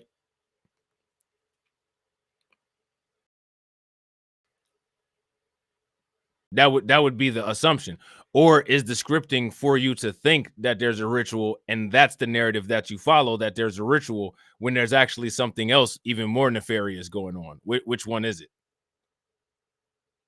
Because you got to ask yourself the question, if these people have as much power as people give them credit for, then how is it that we think that we're figuring this stuff out? Because they would stop you from figuring stuff out. A lot of people said the show felt demonic, to be honest. It probably did. But I mean, again, you have to be, that's under the assumption that you actually accept the notion of demons. Or, you know, to me, it makes more sense that there could have been some kind of like mass hypnosis or some kind of negative energy. I don't believe in ghosts, goblins, the tooth fairy, and Santa Claus and shit like that. You know what I'm saying? Like, I don't. So when people say some shit was demonic, I'm kind of looking at them like,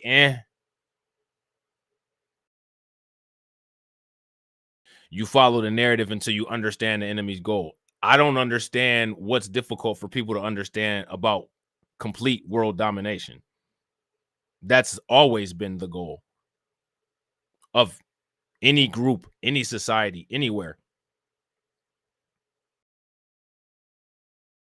They are for the elevation of these entities. Yeah, I mean, they could be, if that's what those people believe that they're going to do with those rituals. Where are the entities? They've been doing these rituals for a long time, though. Like the Bohemian Grove, right? Where's the monster? Or what about all that stuff that was going down on Epstein's Island? Where's the monster? You know, they have Muslim conspiracy theories. Were you guys aware of that? Like how we sit over here and talk about demonic shit. They have the conspiracy theories with the eye and all of that stuff for the Dajjal. Their belief in the Dajjal and Jinn, the Dajjal that's supposed to come back after a certain time. It's supposed to come out of the Black Sea.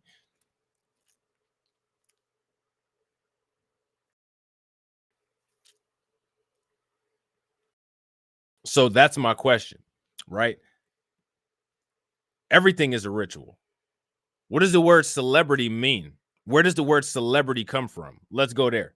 Celebrity, celeb. Where does celebrity come from?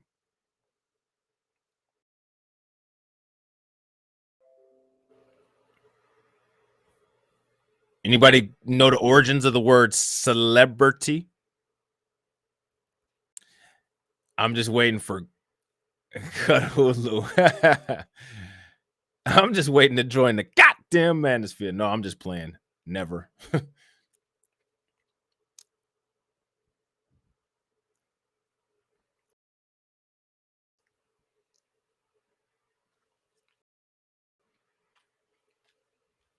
There's an angel that is chained in the Black Sea that is supposed to be released at the end time according to the Bible. Yeah, that would translate into the Dajjal that the Quran is talking about.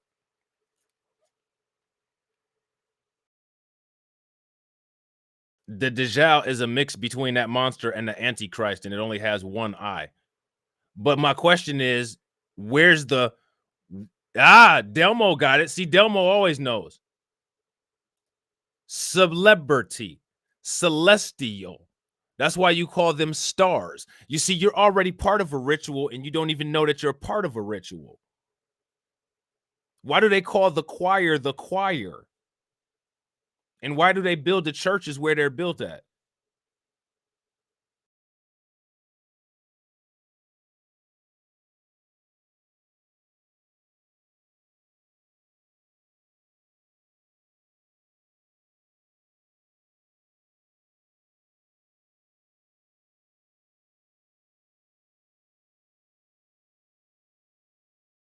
That's what people say. I as far as that celestial stuff, I don't, you know how I am about that stuff.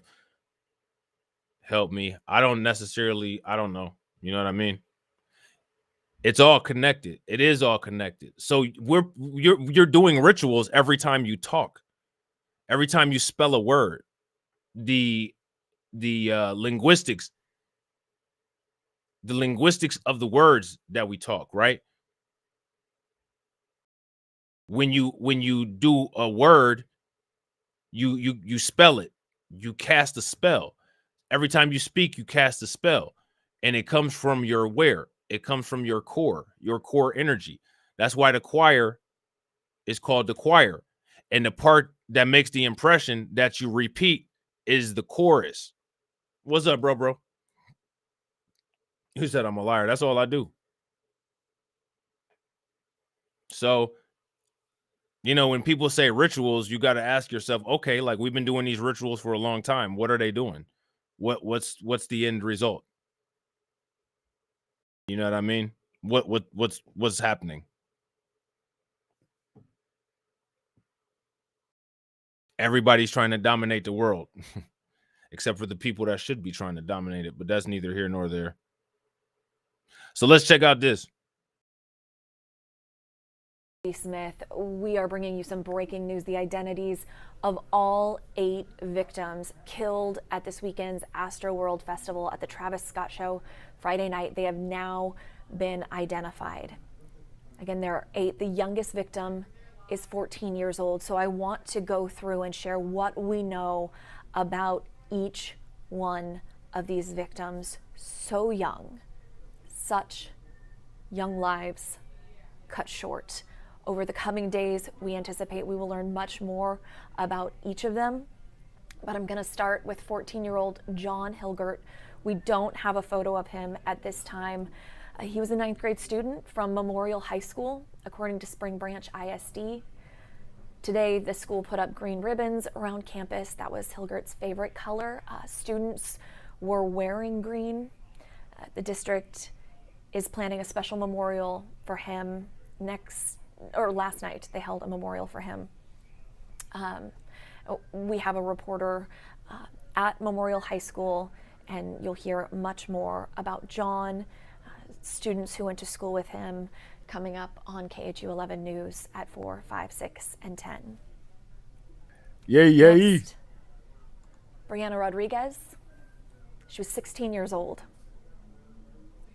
She was a junior at Heights High School. According to her family's GoFundMe page that's set up, dancing was her passion, and we know she performed with the Heights High School dance team. Reporter Michelle Choi spent the morning at Heights High. She said she saw a lot of pink ribbons.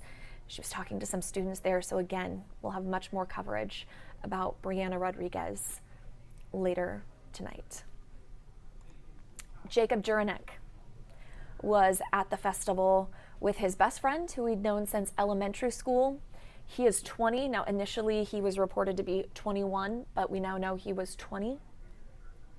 He was a Naperville native in Illinois. He attended Southern Illinois University, Carbondale.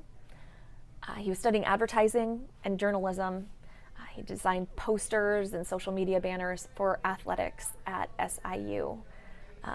The friend he was there with was 21-year-old Franco Patino. He was a student at the University of Dayton, a senior, also from Naperville. He majored in mechanical engineering and minored in human movement biomechanics. Our sister station, CBS Chicago, talked to friends, those who knew Franco Patino and Jacob Juranek. We have more information about these two gentlemen on khou.com. We expect we'll learn more about 21-year-old Axel Acosta at a press conference around 2:30 this afternoon. His family is being represented by attorney Tony Busby. At this time, Busby has asked that his family be given privacy. What we know is that he had just turned 21 and was from Washington. Again, there is a press conference this afternoon at 2:30, and we will carry that live as well, hopefully learning a little more about him. Rudy Pena was a 23-year-old college student from Laredo. Came to Houston for the concert with a bunch of friends who describe him as a people person. They say he just introduced people to each other. He is one of 3 who have verified GoFundMes set up, and we have those links in the KHOU.com article.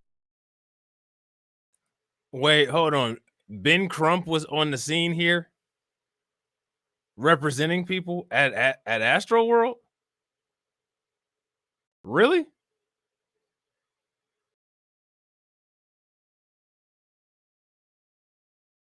Did that really happen for real?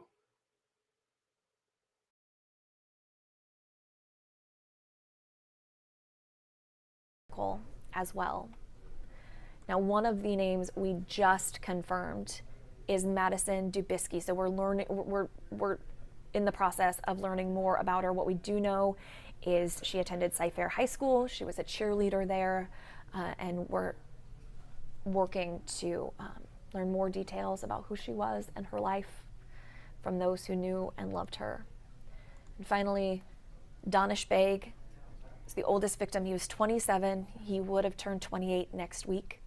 He's from North Texas. There's a lot of people of color. See, like that's what people of color look like.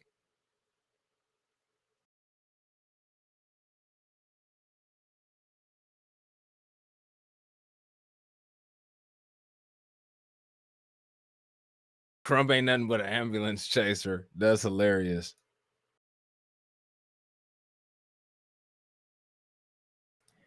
Is he really representing a 9-year-old?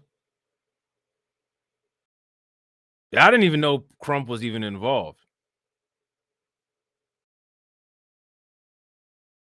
That's crazy.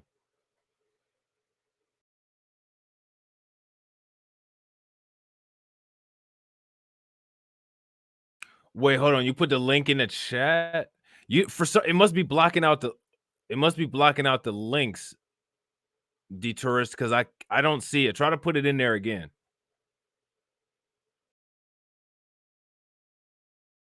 If there's some easy money to be made, Crump biscuit catchers in that building. No, that's facts, DIY Queen. That's fact. What's up, Bernie? Oh shit, U-Law got it. Attorney Crump has issued a statement and is representing victims in the aftermath. He has no motherfucking no standards. None. Most Travis fans is white and Hispanic. Yeah. Nah, it's not showing up. The only links that's showing up is the links that the bots put in. It must block the link out if you don't have a wrench, or if you're not if you're not one of the, well, or just if you don't have a wrench.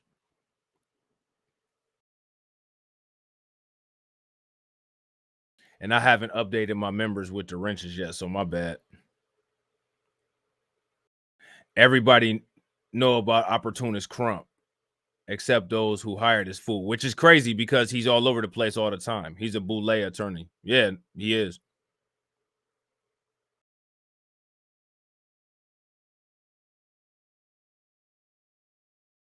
His family says he was trying to protect his fiancée from being trampled when he was fatally hurt during the concert. He was laid to rest yesterday in Colleyville, where he was from. I want to show you that full list again. 8 young lives. So I don't know, man. There's some weird ass shit about this. All these people of color and one white dude, and more than likely actually 2 white dudes, because this John Hilgert is probably white.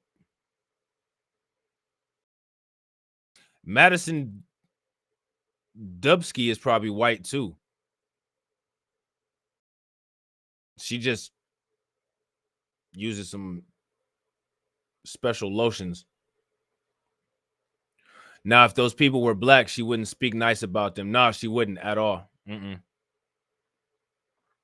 They'd talk about the criminal records. They'd talk about how irresponsible they were for being at the concert.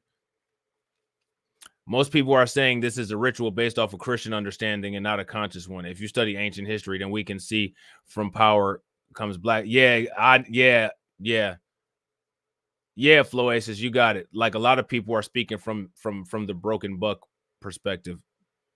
I get it. That's why I'm not, because if it's one thing that people will do, is they'll fight you harder than they fought them people that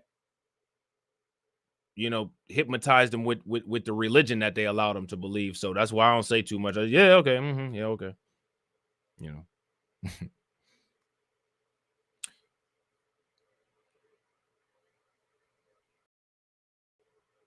They barely would say their stories. Yeah, at all. They would. I don't even know if they wouldn't even do anything like this. What they would do is they would do a lineup like this and have it as if like they were the people that caused the riot. That's what they would do. Lost. There are still a lot of questions about what happened, about what caused their deaths, about how 300 people were hurt, according to Houston's police chief and fire chief. At last check, 4 people were still in the hospital, at least one in critical condition. We are working today to get updates and to answer so many of the questions you guys have asked via social media, email.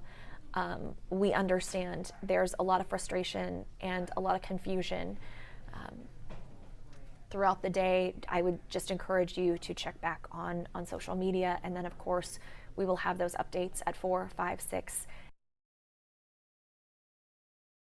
All right, so I'm going to put the link to that in the chat. All right, and ULaw was actually kind enough to put the link in the chat for the Ben Crump stuff. So let's check that out real quick. Yeah, her voice is kind of weird. The 14-year-old parents would be hit with neglect. Oh, absolutely. And endangering a minor. Absolutely. Absolutely, that's what would happen. And they would just be dragging them. Fox would have a month worth of 5-minute little clips with Tucker Carlson and questioning the integrity of the parents. You have to ask, if Black Lives Matter, why would they have their children at that concert? Yeah, I mean, you already know what it will be.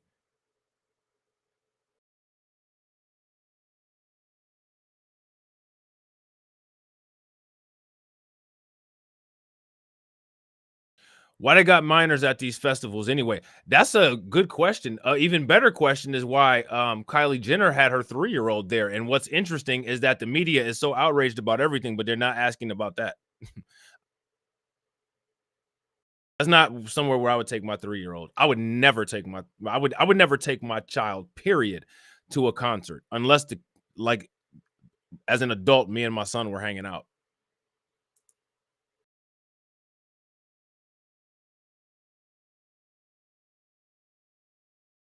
So this is an article that ULaw provided just now in the chat. Everybody tell ULaw thank you. All right. And it says victims from Travis Scott's Astroworld have begun to sue the Houston rapper and the concert organizers. The family of a deceased 21-year-old man and another man who was allegedly trampled during the event are among those who have sued. All right. More than a dozen victims from Friday night's Astroworld Festival at NRG Park have filed lawsuits against concert organizers, according to records filed with the Harris County District Clerk's Office on Monday. Many of the complaints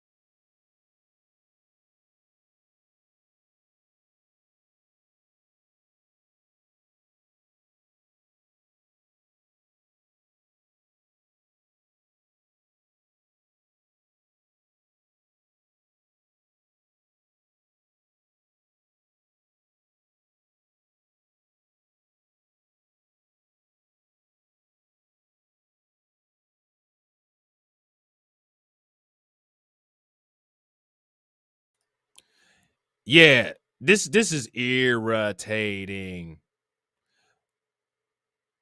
My VPN just disconnected.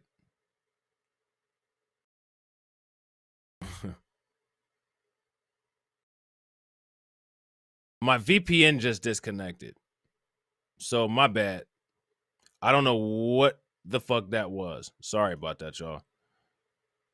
So here it says, according to the suite, Gutierrez was in a VIP section of the concert when the crowd began to get out of control. He was forced to watch in terror as several concert goers were injured and killed as a result of the large surge, leading to severe and lifelong emotional trauma. The suit also criticized the response of the festival's ongoers, who, after being alerted to a mass casualty incident, allegedly continued the show for another 40 minutes. So there's that. And basically, I'm about to actually subscribe to this because this got some good information, look like. So thanks a lot, you Law. Appreciate dropping that link in the chat. Oh, yeah, here it is right. Here's the Ben Crump part. Civil rights lawyer Ben Crump also announced on Twitter Sunday night that his firm was representing victims of the crowd rush, including 21-year-old Noah Gutierrez. All right, so here's the tweet from Ben Crump's law firm. So it is official. The tourist was right. Attorney Ben Crump has issued a statement and is representing victims in the aftermath of the Travis Scott Astroworld concert, including 21-year-old Noah Gutierrez, who described a scene of